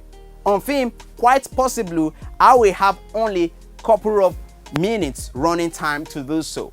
But the decision, if presented convincingly, is not let valid. Take the case of our female executive. Her reaction, dilemma, and decision are perfectly logical. The only issue is how to present them most effectively in print. It is easy enough to describe the executive's thoughts and feelings. Film demands that we devise ways to dramatize them, to externalize her inner turmoil. Can such be done? Of course it can, and that is purely as your talent will permit as the writer. We've already seen how reaction translates itself into cocktail lunch and double vocal. Dilemma becomes forged and tears, mirror, decision, content poured down the drain. Now, obviously, this isn't the only way the situation could be handled. Some writers might have developed it in a bedroom with a greasy type from a bar. Others would have brought in consent friends or telephone dialogue or a psychedelic or ambulances screaming through the night. Indeed, elimination of any or all parts of transition is sometimes not only possible but advantageous. Thus, Doctor might have curtain line in his session with executive with a blunt. "There is, Miss Jones, quit drinking, or quit breathing. She stares at him, face stiff with shock, whereupon we dissolve to beach house party. Someone offers executive a drink. She shakes her head. No thanks. I'm on a wagon. All right. A crisis has been met. A decision has been made. All we see are results. All right. The same principle holds on true for confrontation. Instead of characters wrestling a woman for the car keys, 2, 4 out of 3, woman might simply have let the door pounds go unanswered, leaving him no choice but to take off in a new direction. What about business of cliffhangers, strong curtains? I acknowledge freely that there are those who object to such. On occasion, there are left out by some writers and some pictures, yet by and large, audience do favor them, simply because said audience go to the theater for less intellectual enlightenment than emotional experience. They buy tickets because they enjoy the ebb and flow of tension and unanticipated twist that threatens pure disaster. Another conclusion easily jumped to is that the use of confrontation and transition to build rising action applies only to certain types of pictures: the thriller, the chiller, and the action epic. Nothing could be farther from the truth. All right?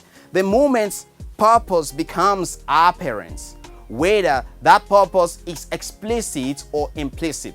Their transition is adorning. And this is as true when a child climbs a forbidden tree, then tries to decide whether to tell the truth as to how he tore his shirt, as when a woman seduces her best friend's husband, then strives to make up her mind if she wants to marry him as well.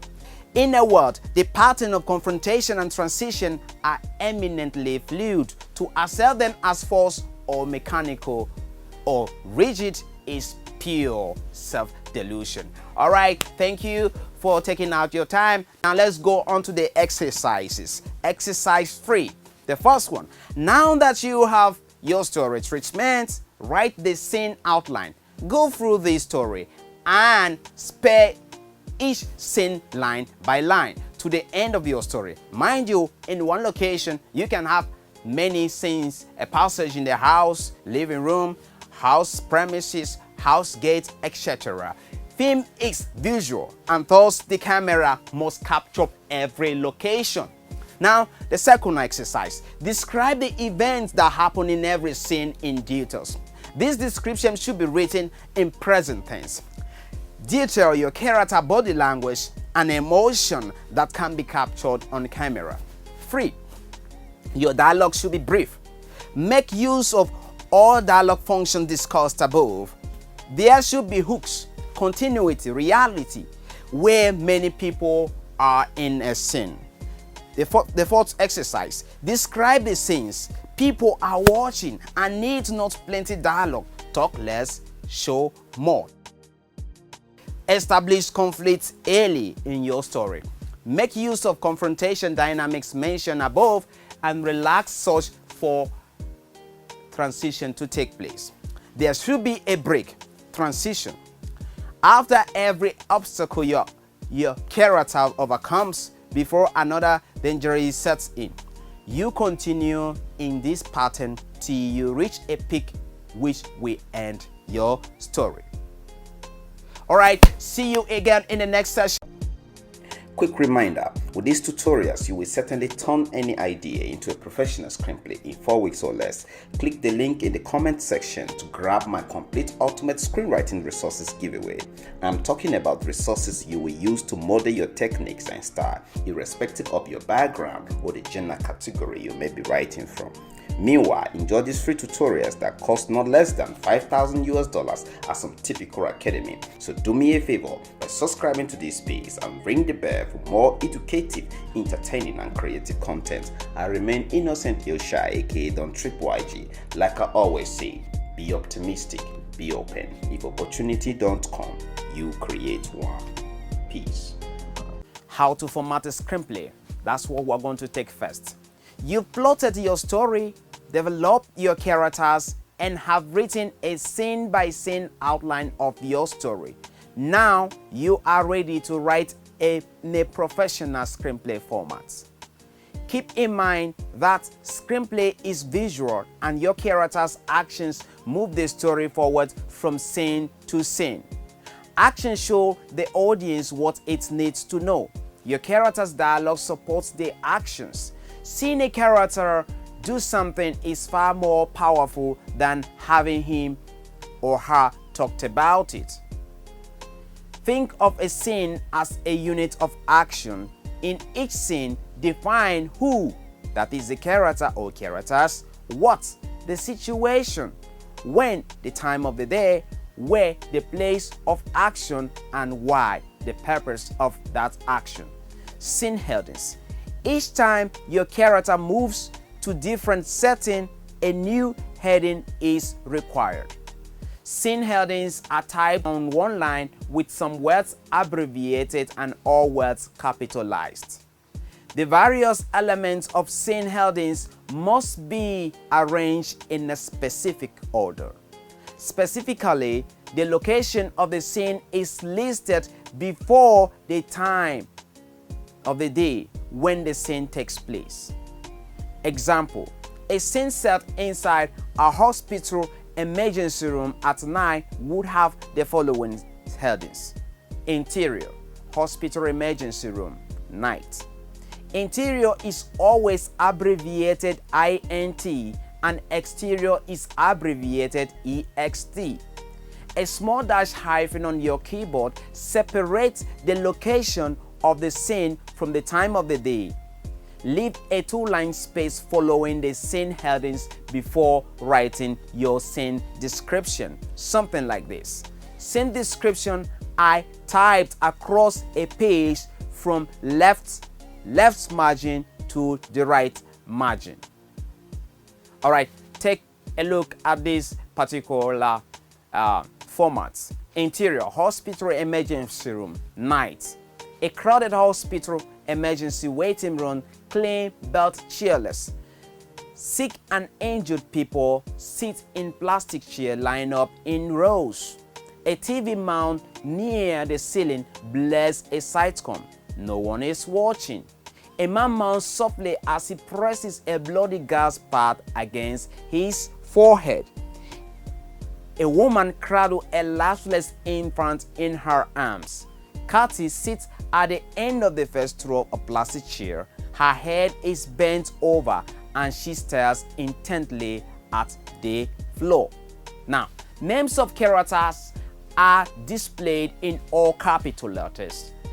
The first time they are used in description, and these names are always use all capital letters in a dialogue headings. Example, Kathy sits at the end of the first row of a plastic chair. Her head is bent over and she stares intently at the door.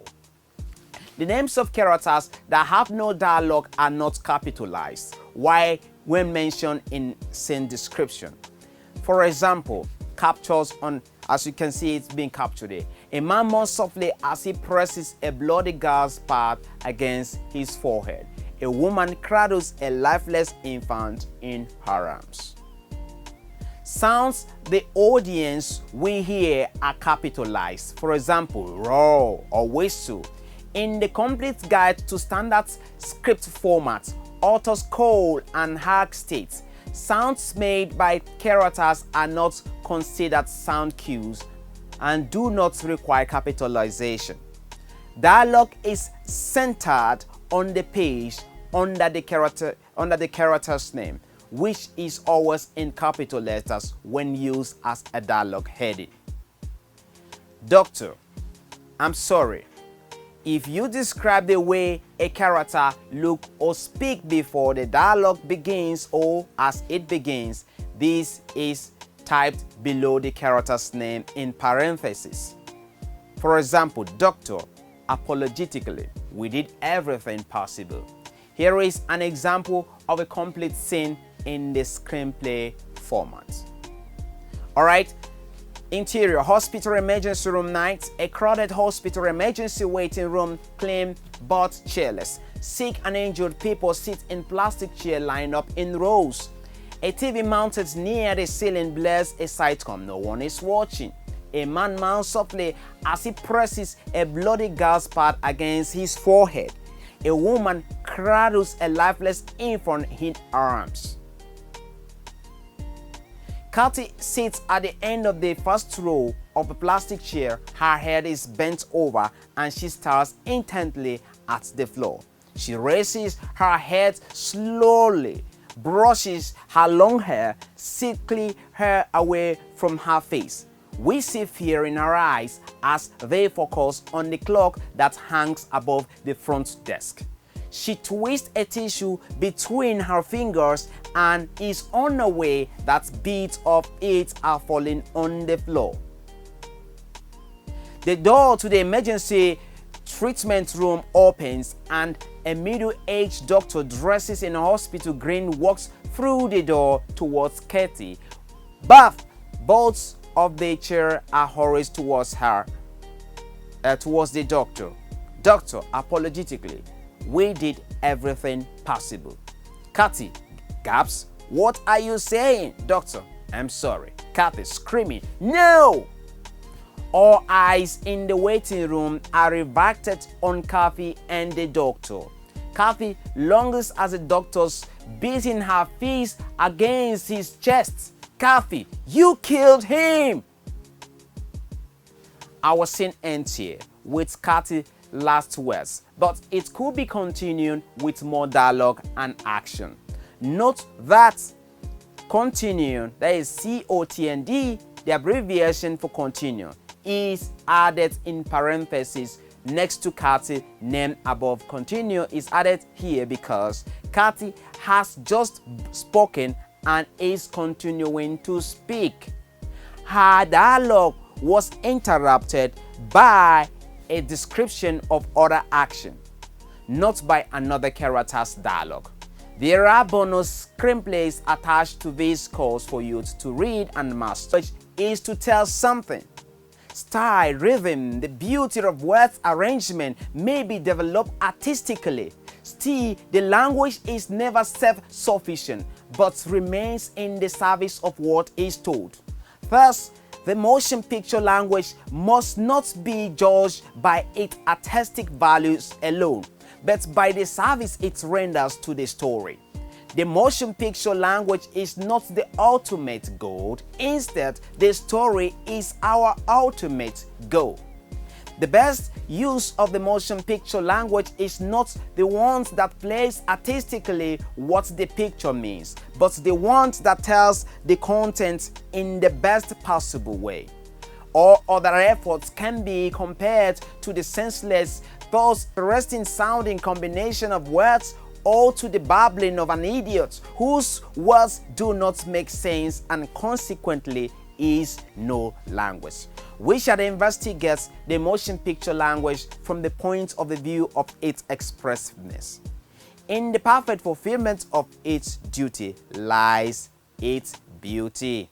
First, we're going to discuss its space. If we consider the celluloid strip before us in a complete ignorance of further facts connected with motion pictures, we would find that it has a definite length. We might think of unrolling the reels of the picture and spreading the video across over 1.5 miles of the road. From this, we derive the conception of space. For within this limited length, we have to tell the motion picture story. We might think of going up and down the road, laying out our scenes, our events, our climax, and our solution. The word space is appropriate for the motion picture since its length can actually be measured by this index. The novel does not know the conception of space in this sense. Its story can be told with less physical limitations. The author can end his when he feels that he has said everything in the best possible way. Nevertheless, the theater knows the powerful restraint which space puts upon its story because the play has a definite time of performance. Excepting a few protracted pictures shown with an intermission, the motion picture forms limit us to an average length between 8,000 to 20,000 feet of a videotape unrolled in about 90 to 180 minutes.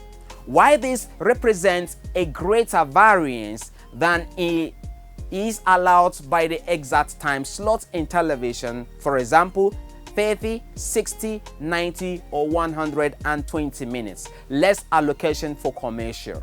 The limitations of space in motion picture affect the creative aspect in many ways. Alright, whether our story is short or long, whether we would like to stop earlier or later, we cannot fit the length of the motion picture to the length of the story. But we must fit the length of the story to the space available. First, space becomes the first factor of determining our choice of story material. Moreover, space forces upon us one of the essential demands of motion picture: economy in storytelling. No matter how much money a producer is willing to spend on the physical production of a motion picture, his writer is forced to economize less, for the space allotted to them remains limited. They may conceive expensive sets, but their writing must stay economical, for the time limits are not as valuable as the cost. Consequently, the writer will have to plan his 1.5 or 2 mile space in a very careful manner. Alright, the more he has to tell, the thriftier he will become in the use of the footage within which he must complete his story. The conception of space does not concern only the writer of the script. It also affects the spectator in one uninterrupted sitting. The spectator cannot pause to rest. Thus, the story should be such that he will not get tired. Despite the fact that it must be absorbed in its entirety, nor can the spectator ponder certain passages if they are unclear. The story proceeds relentlessly, nor can the spectator reread certain passages that present difficulties for the understanding. Of course, the viewer at home alone with his VCR and a video of the film can start, stop, and rerun to his heart's content. But our concern here is with the initial effort of a film story seen within the traditional constraint of a darkened move house in a communal experience with other viewers. That's all we can talk about space. Next will be the picture. In the beginning, the motion picture considered one of the strips of a celluloid on which the photography was recorded. This was the silent picture. With the invention of the talking picture, a second strip was added, running parallel to the first one. This strip recorded the sound. With the video, the sound and the picture are meshed together. Together, they tell the story to the audience. Together, they contain the means of expression in order to find them. We can ask what we see in the picture and what we hear in the sounds. It is a good thing that the silent picture was invented before the talkies. The fact that the pioneer filmmaker have to get along without sound taught us that we could get along without the help of dialogue. Aided by a few captions, the early motion picture was able to make story clear silently. The means of expression lying in the picture strips are sufficiently expressive to tell a story. This is all the more astonishing because It is unthinkable that we should be able to understand a stage play without dialogue. The camera records sets, props, objects, and actors, and these elements can be shown in different lighting. With the exception of some titles, the silent picture had no other means of expression. Therefore, these elements were able to reveal sufficient information. The same element exists in novels and in the stage play, but there they are not capable of revealing sufficient information. The explanation is that the novel cannot represent them pictorially. Moreover, in the theater, the amount of these elements is smaller than in the motion picture. For instance, the camera shows us many more sets than we see in the stage play. The difference in number is so considerable that the sets become an autonomous part, which must be studied specifically. Through the greater number of sets in the picture, we have also a greater number of props. Furthermore, the close-up, through the enlargement of detail, gives the prop a greater importance than in the theater. Also, the objects are seen in action: a train passing, a plane crashing, or a river overflowing. The stage presents the actions of men, whereas the picture presents the action of men and the objects. Moreover, even the motion actors can gain new importance. First, we can be shown in action and reaction, which could not represent by the stage. Second, the close-up reveals clearly his expression, which is hardly visible to the theater goers who are separated from the actor by a distance. Although the sets, the prop, the object, and the actor exist in novel and the stage play, they all gain new values and importance in the motion picture because of its specific form.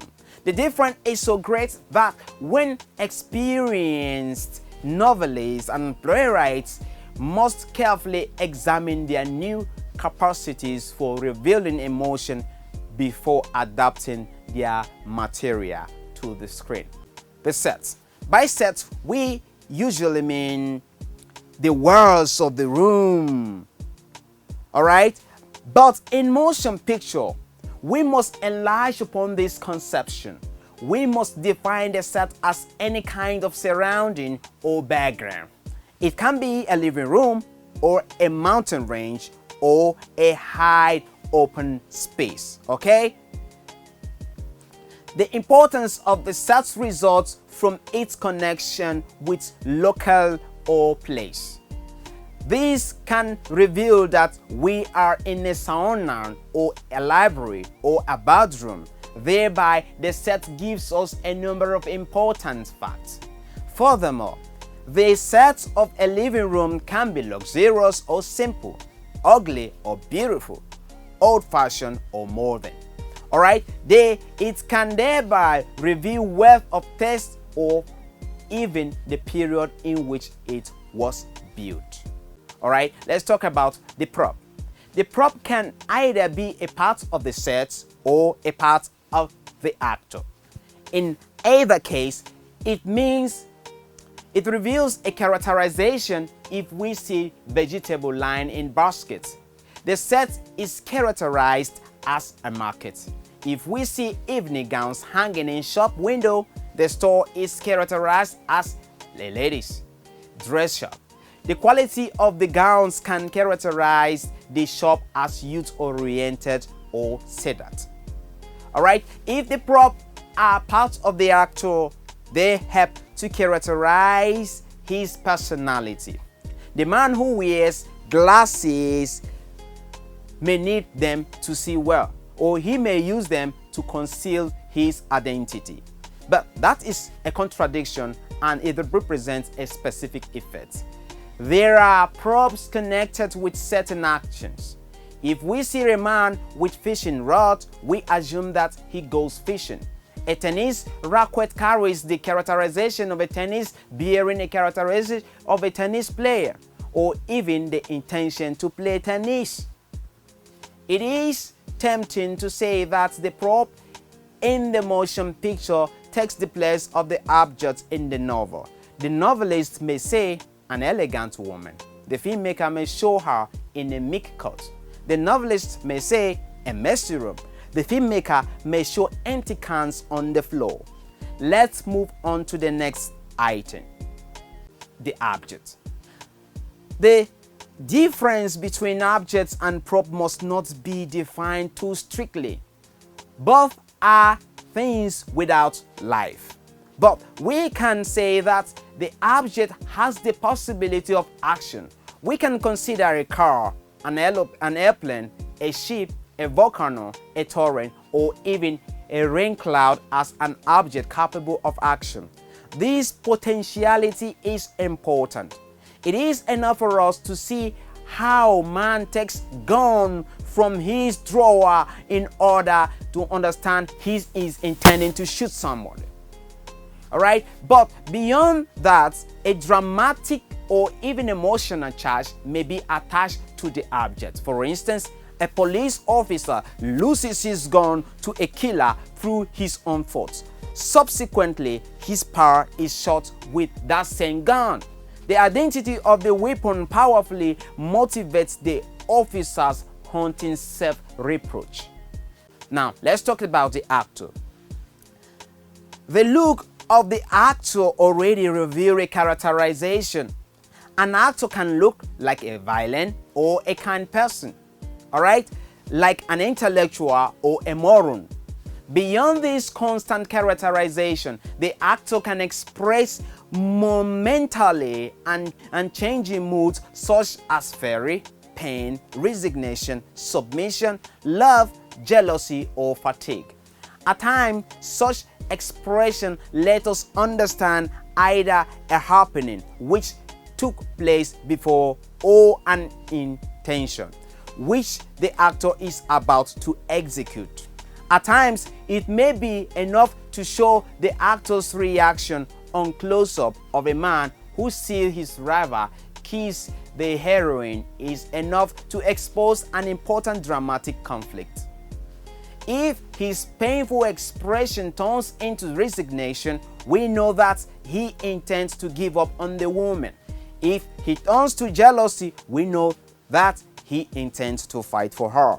Although the dress of the actor could be considered a prop, it must be mentioned here because it adds to so much to the characterization.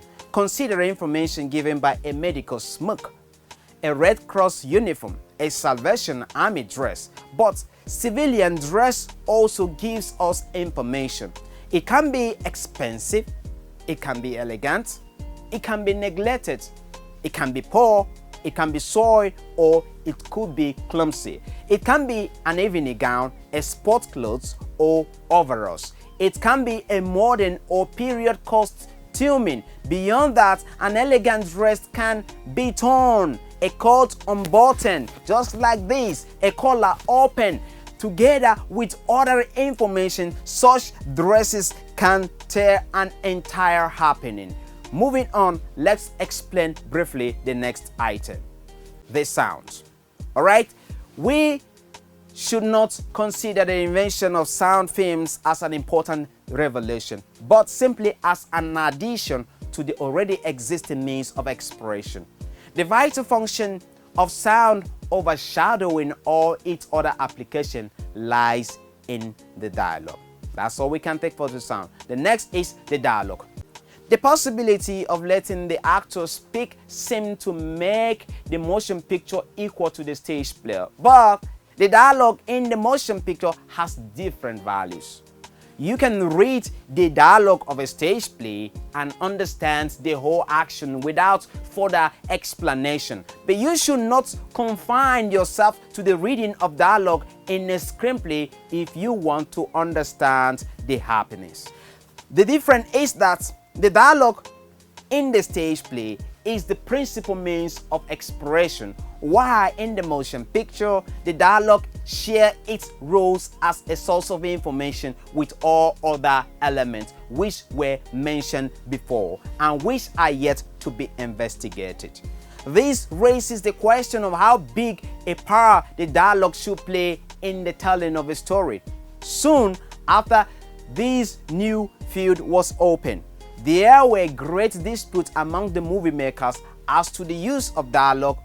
Both extremes were advocated almost limitation of dialogue or the fullest use of it, as in the theater.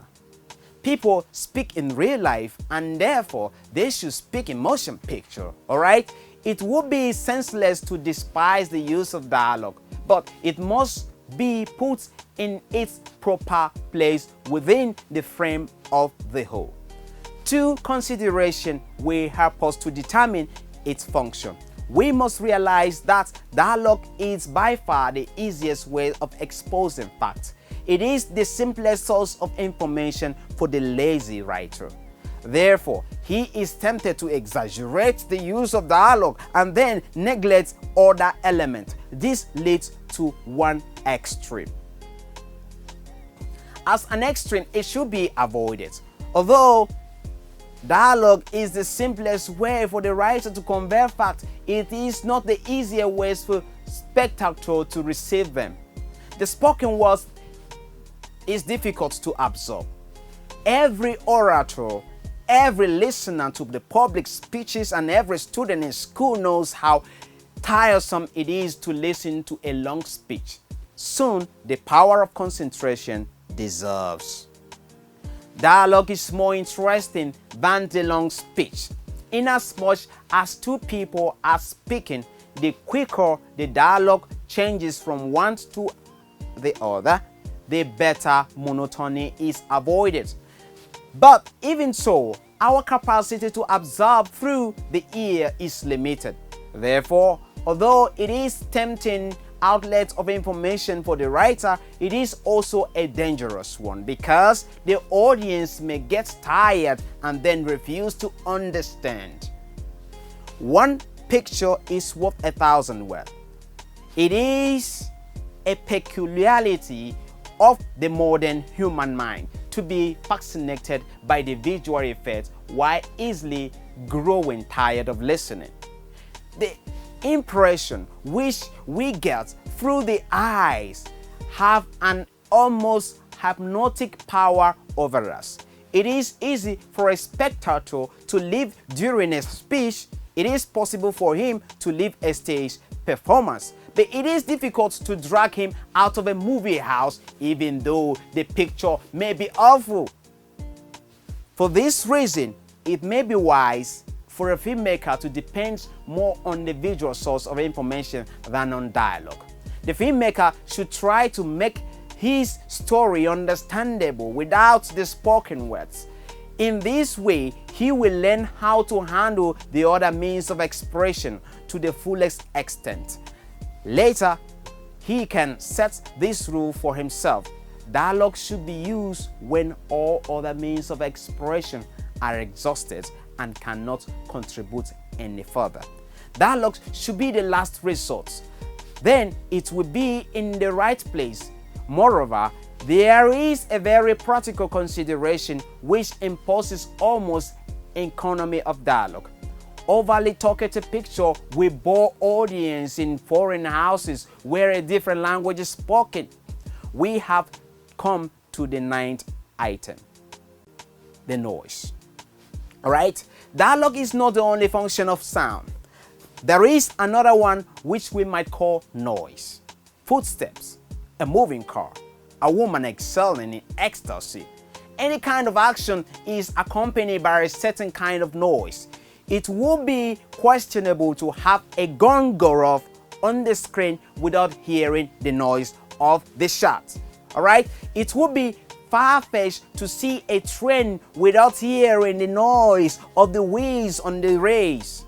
This itself is not interesting because it is so obvious, but the reverse process is where worth studying. A certain kind of noise represents a certain action. The noise is specific enough, we can conclude to the action producing it. The noise of a gunshot is distinct enough. We do not have to see the gun. The noise of the railroad cars is distinctive enough to make us realize that a train is passing without seeing the train. Okay, noise not only accompanies the picture but also has a life and importance of its own. We must keep in mind that the field of picture is limited. The sound, however, being independent, can and must give us information beyond the sector.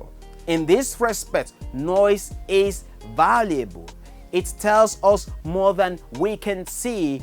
To give a simple example, an actress walks from the stage to her dressing room. Nothing can be seen but the hallway through which she walks. But we hear the noise of applause, and the noise exposes an ecstatic audience. The noise is dimmed and becomes loud against a certain interval. What else could it expose than the raising and the lowering of curtain? Our immediate purpose is to show the actress going to her dressing room. But without audience in the theater, this audience is ecstatic that the actress is successful, the realization that the curtain goes up and down contributes to the characterization of stage and the theater. We can add new elements by showing the reaction of the actress to this noise. She is grateful for the applause, or she is tired of it, or she is triumphant. The sound is valuable because it can contribute to the story without taking up any space. It helps the action without slowing it or hindering it. One of the very important functions of noise is connection. Scenes can be cut into different shots, but the sound remains continuous while we can turn our eyes upon different objects. Our ears will always hear the same noise if the lens represents the dividing element. The microphone represents the connecting principle. In the story of a tailor, for instance, we can have 10 shots, each one showing something different. But the noise of the sewing machine will be continuous. Dialogue is an excellent means of connection. No matter which actor is being shown, the dialogue remains continuous. No experienced editor will change from one shot to another at the end of the dialogue line. He will put the end of the speech upon the other person's face. That is the close-up. If he failed to do that, he would disrupt the action. He also knows that it is dangerous to change shots during silence. The celluloid band which carries the picture can be cut and changed at liberty, but the soundtrack must be handled delicately because it is continuous. The background music, an integral part of the soundtrack, but not the story, is the background music. Film composers are seldom consulted when the screenplay is being written. Instead, the finished picture is presented to them with the request to compose music to fit the story, a procedure that is not always to their liking. The average moviegoer absorbs the background music subconsciously, hardly ever becoming aware of what he hears. Upon leaving the movie theater, he may not even remember the underlying main theme unless an actor who sings it. As in Sound of Music or Taboo brought it out. Nonetheless, background music contributes substantially to the presentation of the story, even though it presents scarcely penetrates the consciousness of the spectator. Its absence at times would be felt harshly. Some years ago, the composer branch of the Academy of Motion Picture Arts and Sciences tried out the following experiment. Sequences of several pictures were shown, one together with their background music, 2. Without it, and 3. Then the background music was played alone. The effect was surprisingly strong. When run without underlying music, some sequences lost half of their meaning and expressiveness. When the soundtrack alone was run off, a great deal of the story content was conveyed to the audience, even though they say nothing. Thus, background music may also be considered a source of information in the motion picture. Its information is not direct. However, as that of noise or picture, we might say that it expresses information in a third dimension, namely emotions and mood. And in this sense, it comes close to having the power of revelation, if not the thought, at least the feeling of the actors, thereby overcoming one of the crucial lacks of the motion picture form. The expression of emotion and mood by music is so strange that it can actually supply story information. This fact is subsequently abused in mediocre pictures. A sweet syrup violin tremolo indicates or portrays that the love scene is to be followed immediately. A man approached a house, ambling along without premonition, but the audience is informed that something terrible is going to happen by a weird, furious crescendo of a background music. Inasmuch as this instance do not reveal emotion of the actor or of the audience, but all of the director, they should be considered wrong. Here are two correct examples. All right. A woman enters her home and finds a letter on her desk. Upon opening it, she sees that it is from her husband, who was missing in action. Before the audience knows of the letter's content, a few sharp quotes accentuate the feelings of the surprise and shock. Alternatively, the man she loves tells a woman that he is going to marry a young girl. The camera moves in close to show her emotion. At the same time, the music swells to a powerful crescendo, so much that it drowns the dialogue of a man in the background, which at this point is no longer important. Thus, in crescendo of the background music has the same effect of intensifying their emotion as does the close-up of the camera. Furthermore, functions of background music is the connecting influence upon a series of shots or even scenes. For this reason, an entire sequence of disconnected flashes or shots can be based upon a wrong melodic theme, letting them flow, so to speak, on a continuous stream of music. We may remember that the change from shot to shot represents an incision, whereas the sound is uninterrupted. On the whole, however, background music has no independent life because it composed to save the story. Consequently, orchestration effects are more useful than melodic material. Modern music, with its tendency towards tuned poems and programmable material, is better suited for the task of saving the story. The merits of the motion picture score are determined by its function, services, rather than by its qualities as a concert piece. Nevertheless, many of the great contemporary concert composers preferred to see a script as early as possible, preferable long before any principal photography occurs.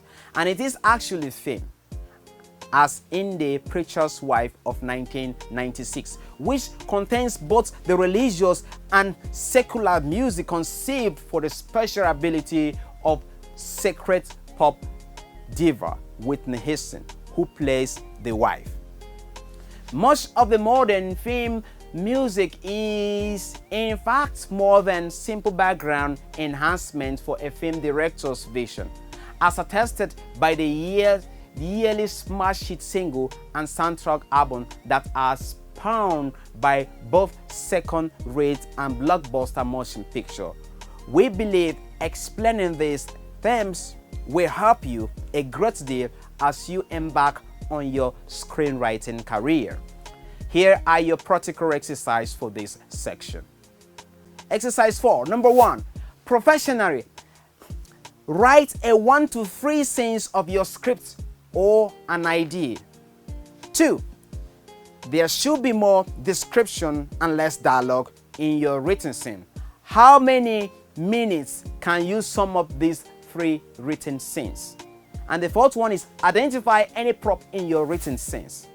And the 5th exercise, what are the characteristics of your main characters in the written scenes? Thank you very much. Remember, like I always say, be optimistic, be open. If opportunity don't come, create one. Quick reminder, with these tutorials, you will certainly turn any idea into a professional screenplay in 4 weeks or less. Click the link in the comment section to grab my complete ultimate screenwriting resources giveaway. I'm talking about resources you will use to model your techniques and style, irrespective of your background or the genre category you may be writing from. Meanwhile, enjoy these free tutorials that cost not less than $5,000 at some typical academy. So do me a favor by subscribing to this page and ring the bell for more educative, entertaining and creative content. I remain Innocent Ilsha, aka Don 3ple-ig. Like I always say, be optimistic, be open. If opportunity don't come, you create one. Peace. Section 5. These segments will lead us to the concluding part of this course. Let's now discuss the characteristics of film, which shall cover the following topics. Characteristics of films, the film advantages, disadvantages, the subject factor, staticity, simultaneity, length, abstraction, production factor, cost, technical difficulties, time problems, screenplay and teleplay, as well as novel writing. All right. Characteristics of films. On the characteristics of film, we shall first talk about its advantages. Okay, film shows motion, a horse running, a machine operating, a fight in progress, all comes through vividly on the screen. That is why I love calling it motion picture. Film reveals what the eyes cannot see.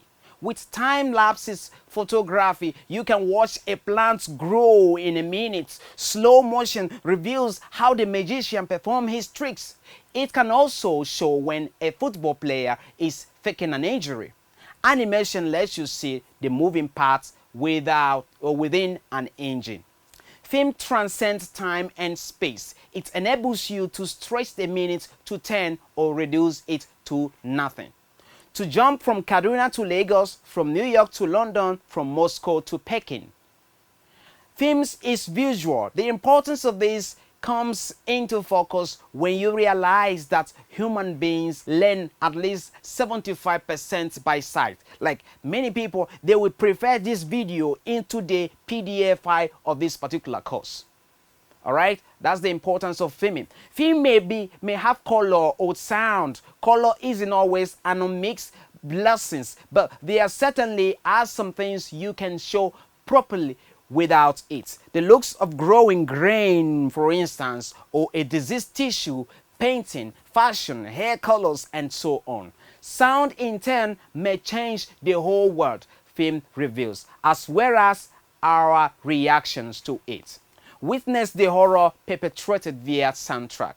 Film emphasizes, emotionalizes. By filming the screen with the right details, you can create visually any feelings you want in an audience. Consider the World War II. German history used to soften up countries soon to be invaded.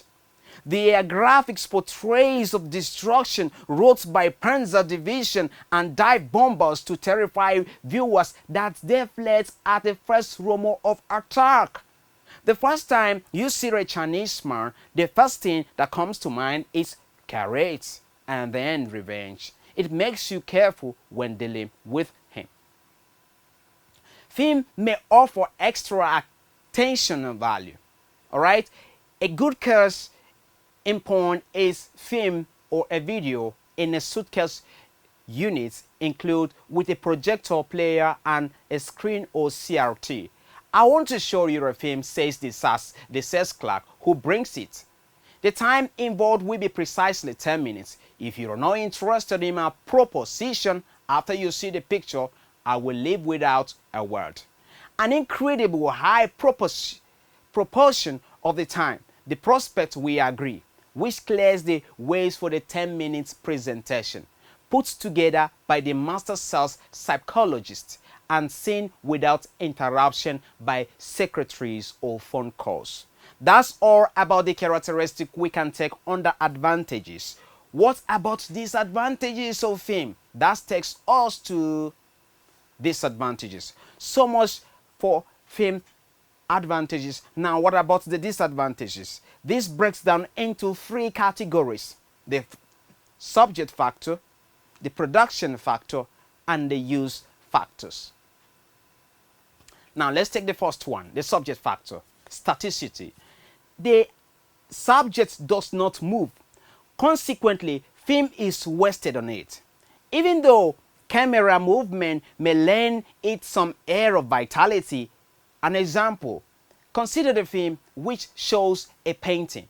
True, you can zoom in on a specific detail or pan across it while a narrator comments, voice over. But the subject is still static, still poorly adapted to film about it. But the problem itself is so complex and subject to controversy that you can deal with it only by resorting to a simplistic treatment that does it justice or even distort the facts. There is just too much ground to cover in one picture, so either you break it down into smaller bits or you leave it alone. Now, simultaneity. Using split screen techniques, several pictures are shown to the viewers at the same time. Alright?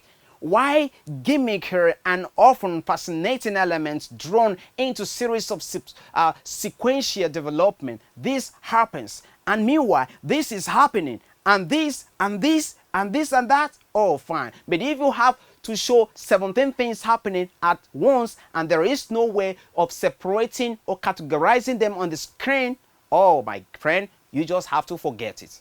All right, now let's talk about the length.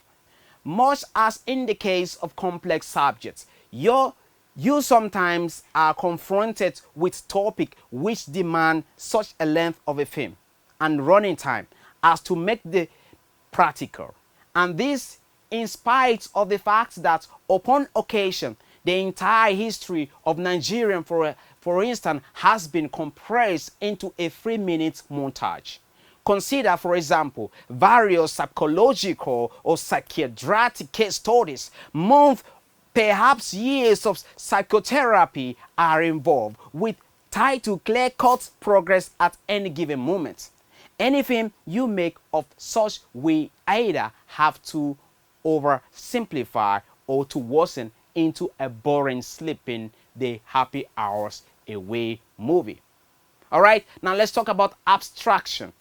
Understand, films can and probably have been made in defiance of visually every one of these factors, but they do complicate the writer's life by forcing him to oversimplify or to make use of the strained parallel or forced analogies. Now, let's discuss the production factor on the characteristics of films. Production factor. Cost is the first one we're going to consider.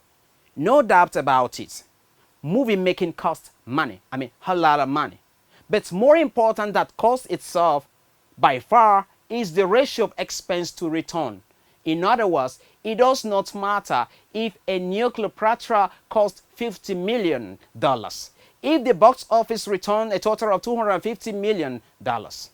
On the other hand, a $15,000 industry film may prove a disaster for a small company's public relations man if the film president secretly viewed the whole project as a needless trade and is anticipating a bid for a $5,000. All right, now let's talk about technical difficulties. Closely related to the cause is the fact that virtually anything in this film can be practical even if you are willing to spend enough money. But the entirely apart from expense, if a crane shot is essential in a factory sequence and you do not have a crane, oh, you are in trouble. If you need to shoot a snake and it does not work according to plan, you can throw your budget and your storyline out of sync. All right, now let's talk about time problems. A filmmaker was forced out of the film business because he hadn't given proper weight of the fact that the writer of the picture he'd contracted to produce had set a sequence in each of the 4 seasons, which means production was going to have to extend over an entire year. Similarly, if it may be impractical to schedule filming of a particular rock festival to obtain the service of a particular actor for a particular time, or to push through editing or processing of a film to meet a deadline. All right, if you take into consideration these characteristics of films, it will help you avoid some negative features or try to make it easy for the technical crew when you are set to write your screenplay. As we draw to the conclusion, let's then differentiate these vital terms: screenplay, teleplay, and novel writing. Now let's take the one after the other. Screenplay. Technically, the screenplay and the teleplay are the same in terms of methodology, but require skills and intellect. But while both are described as writing for the screen, which of course there exist some differences in terms of style.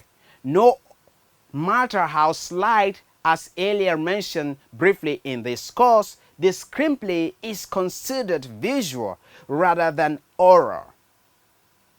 The screenplay is a film script, and in Oxford Advanced Dictionary definition, it's a words that are written for a film or a movie, together with its instruction for it to be acted and filmed. And by virtue of our knowledge of film history, film languages, and the general characteristic of film, a film script or a screenplay tells the story mostly by pictures, without restriction in terms of location and story content and treatment, which explain why films are classified. The teleplay. The teleplay is specifically written for the television broadcast and therefore requires censorship in view of the mass viewership of the medium. All right? The teleplay combines pictures and much dialogue in telling a story, while the screenplay is more effective with less dialogue. A stage play will not achieve much in terms of understanding without much dialogue. Every information to be passed to the audience is visually through dialogue and symbols on sets. The radio play combines dialogues and sound effects for effective communication. All right, now let's talk about novel writing. In novel writing, the writer visually is the narrator or storyteller. He uses words to paint a picture. Here, the story depends largely on the author's use of language, sense of description, and understanding of the metaphors. And of course, humor, since unlike film, characters are not going to be seen or heard saying the lines. The writer must be able to describe the character's looks, attitude, speaking culture, gesture, and so on, as well as the location. Readers should be made to see in their mind, eyes, what scene looks like through the use of description, metaphorical and otherwise, by the writer. All right, with this explanation differentiating the screenplay teleplay, and novel writing. That is where we shall end this subject on how you can write a screenplay in 30 days or less. But before we go to the summary, here are your practical exercises for this section. Note all these exercises will be scored for documentation and assessment, which will reflect in your certificate of completion. All right, exercise 5. Number 1, how much do you think your script story will cost to produce? All right, when produced, what will be the length of your script in case of timing? All right, is there any part of scene in your script you think will be hard to video? How do you resolve to make that scenes captured on camera? All right, the 4th exercise, write a catchy synopsis of your script. And the 5th, write a brief theme of your script and state its category. Like I always say, be optimistic, be open. If opportunity don't come, create one. Quick reminder, with these tutorials, you will certainly turn any idea into a professional screenplay in 4 weeks or less. Click the link in the comment section to grab my complete ultimate screenwriting resources giveaway. I'm talking about resources you will use to model your techniques and style, irrespective of your background or the genre category you may be writing from. Meanwhile, enjoy these free tutorials that cost not less than $5,000 at some typical academy. So do me a favor by subscribing to this page and ring the bell for more educative, entertaining and creative content. I remain Innocent Ilsha, aka Don 3ple-ig. Like I always say, be optimistic, be open. If opportunity don't come, you create one. Peace. This section, we shall summarize and then conclude. Now, the rundown. In conclusion, here is a summary of all we have treated in details about this course. All right, in section 1, we define a writer as someone who uses written words in various styles and techniques to communicate their ideas. The writer creates, takes, or adapts an idea and formulates a screenplay. Screenplay writer or script writer or scenarist, on the other hand, is the writer who's practiced the craft of screenwriting, writing screenplays on which mass media such as films, television programs, comics, or video games are based. We also mentioned the characteristics of films as follows. We said writers have the ability to size up content. Writers are able to connect the dots. Writers can express ideas clearly. Writers can write in their head. Writers read with deep purpose. Writers swing the snow shovel. Writers take note of time and space. And writers are psychologists. All right, the script is king. The term used throughout movie industry denotes that the most important element comes down to the script. Many of the best films of our times are considered such not because of the performances or because of the elaborate sets or action sequence. They are considered great because of the script. We went on to discuss the killer script. The killer script, we said, is a script that is in merely good. It is beyond good and it is beyond great. If you have a killer script, when someone reads it, they read it in one sitting and immediately gets back to you. Now, we also talked about genres, where we say a film genre is a motion picture category based on similarities in either the narrative elements of the emotional response to the film. All right, the types of genres we covered are drama, action, thriller, horror, western, comedy, musical, science fiction, fantasy, documentary film, and so on. Now, we also talked about the film. Film is different. We said film is different from genre.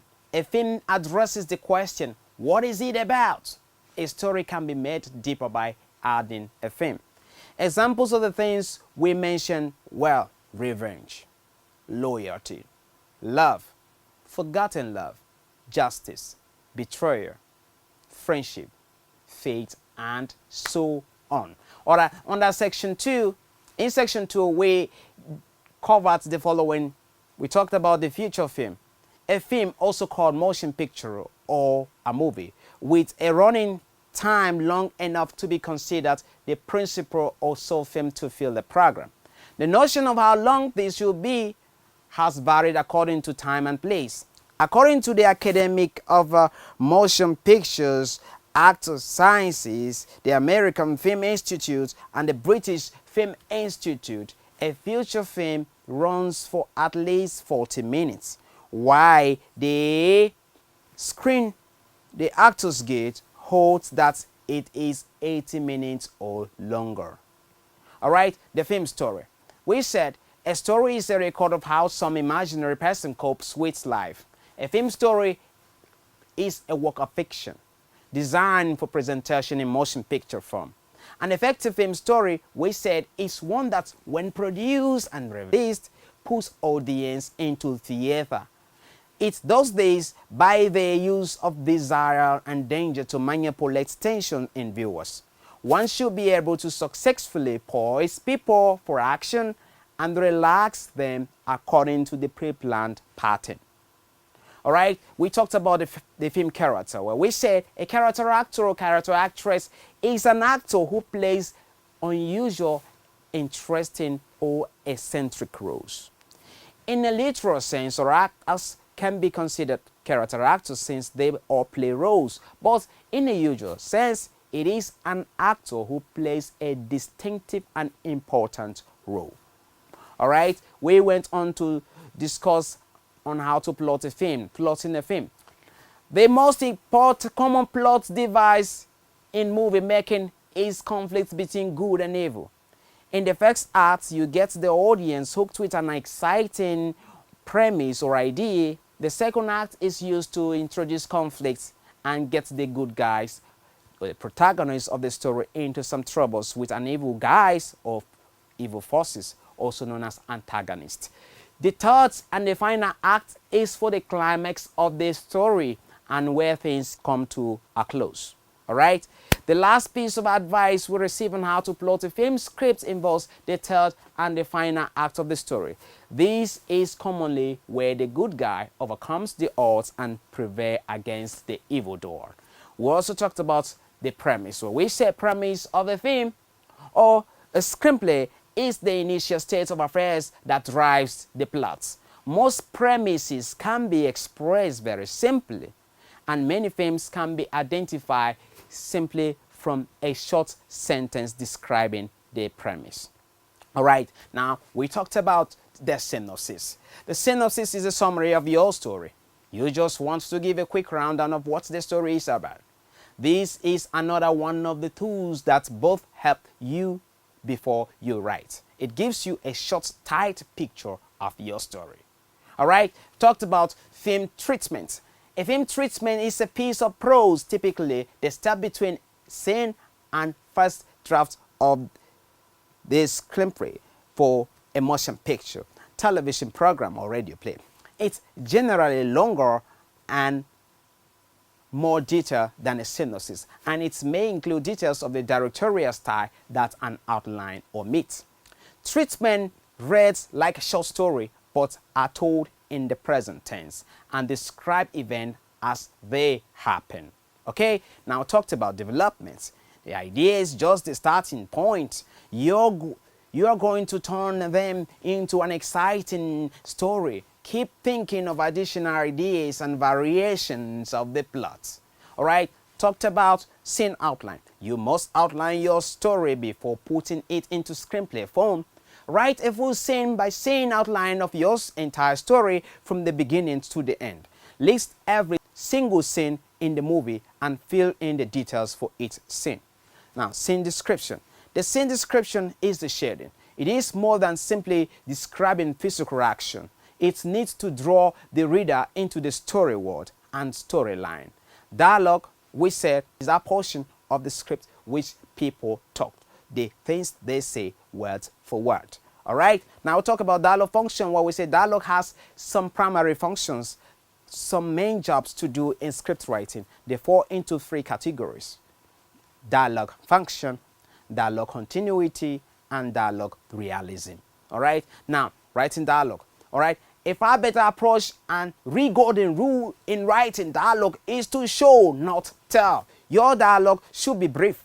The body language of your characters will go a long way to communicate to your viewers. So while writing your final screenplay, show, don't tell. Now, section 3, the act of confrontation and transition. A confrontation is the meeting of opposition force, a time unified clash between them. It's based on the conflict of a goal-oriented action. Someone wants to do something, someone else doesn't want him to succeed. They struggle. Beyond this, the confrontation should offer conflicting goals, which are specific and concrete, immediately, strongly motivated, and it should be established early. All right, now transition, we said, is the bridge between battles, non-conflict action that carries your characters from one confrontation to another. The trivia of living, the chances of meeting, casual chats, the buying of groceries, and eating of meals and brushing of teeth goes into transition. Just as confrontation breaks down into goal, conflict, and disaster, so is transition. It is subdivided into 3 elements: reaction, dilemma, and decision. Section 4. In section 4, we discuss how to format a screenplay. You've plotted your story, develop your characters, that's okay, and written a scene-by-scene outline of your story. All right, that's good, perfect, congratulations. You are ready to write it in a professional screenplay format. You have to think of a scene as a unit of action. In each scene, define who, character, or characters, what, the situation, when, the time of the day, where, the place of action, and why, the purpose of that action. All right, scene headings. We say each time your characters move to different setting, a new scene heading is required. Scene headings are typed on one line with some words abbreviated and all words capitalized. Specifically, the location of the scene is listed before the time of the day when the scene takes place. We gave an example of a complete scene in a screenplay format. All right, now we talked about the film and the television language. We said the sole purpose of any language is to tell something. Style, rhythm, the beauty of words arrangement may be developed artistically. Still, the language is never self-sufficient, but remains in the service of what is told. We investigated the motion pictures language from point of view of its expressiveness. The following are the film and television language we discussed: space, the picture, the set, the prop, the object, the actor, the sound, the dialogue, noise, and background music. All right, section 5, here we talked about the features of films. We talked about the characteristics of films. We gave an advantage. On the advantage, film shows motion. Films reveal what the eyes cannot see. Film transcends time and space. It enables you to stretch a minute to 10 or reduce it to 9. Film is visual. Film may have color or sound. Film emphasizes and emotionalizes. All right, now under disadvantages, we talked about the following factors. Technical factor. We mentioned staticity, simultaneity, length, and abstraction. All right, production part. Under production factor, the disadvantages are costs, technical difficulties, time problem, and we round up by explaining the following things. Where we say screenplay. Screenplay is a film script. A film script or a screenplay tells the story mostly by pictures without restriction in terms of location and story content, and treating which explain why films are classified.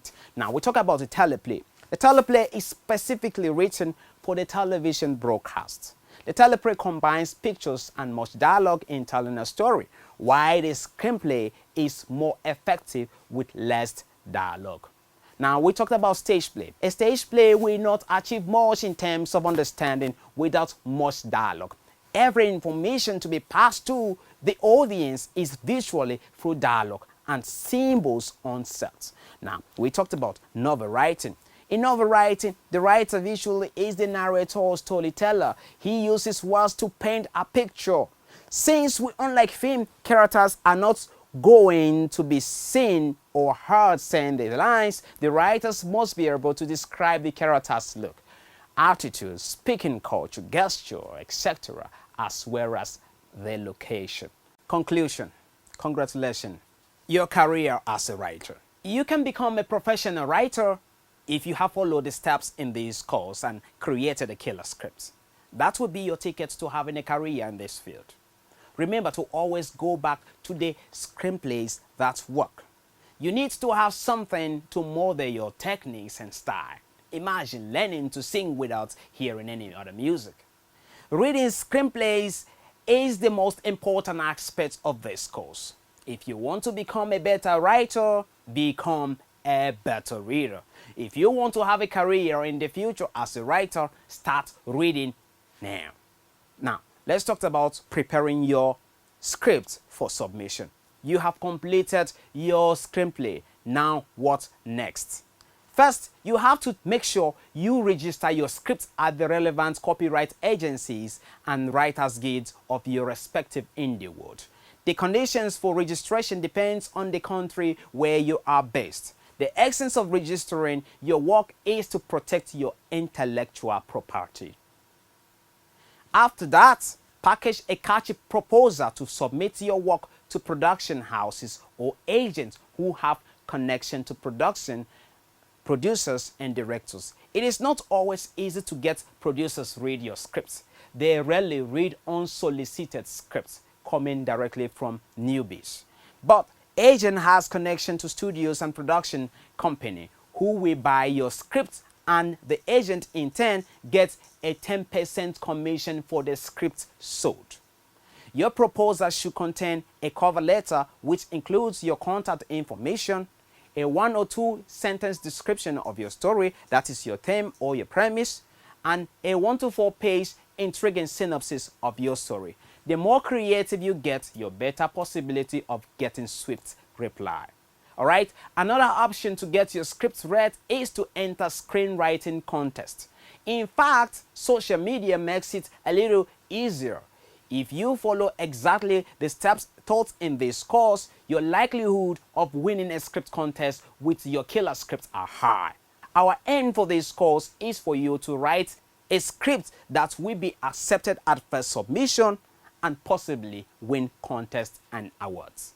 Alright, it has been a privilege to share these techniques and an insight on how to turn your idea or story into a great screenplay. I remain your Wesi Ilshai. Like I always say, be optimistic and open.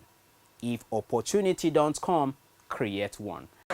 Okay guys, with these screenwriting resources in your possession, you can turn any idea into a professional movie script. I will be giving out my ebook worth $47, my audiobook worth $97, 100 plus Hollywood script compilation worth $67, and my video course on Udemy worth $150. I will be giving all this to you for just a tiny token of $15. Don't ask me why. These are my intellectual properties. I can decide to give them out for free, Alright, if you aspire to be a screenwriter or a writer, then don't miss this particular opportunity. Screenwriting giveaway will be yours for just a click away. Do that and thank me later. Your destiny to becoming a professional screenwriter is in your hands. Take action and keep procrastination. Quick reminder, with these tutorials, you will certainly turn any idea into a professional screenplay in 4 weeks or less. Click the link in the comment section to grab my complete ultimate screenwriting resources giveaway. I'm talking about resources you will use to model your techniques and style, irrespective of your background or the genre category you may be writing from. Meanwhile, enjoy these free tutorials that cost not less than $5,000 at some typical academy. So do me a favor by subscribing to this page and ring the bell for more educative, entertaining and creative content. I remain Innocent Ilsha, aka Don 3ple-ig. Like I always say, be optimistic, be open. If opportunity don't come, you create one. Peace.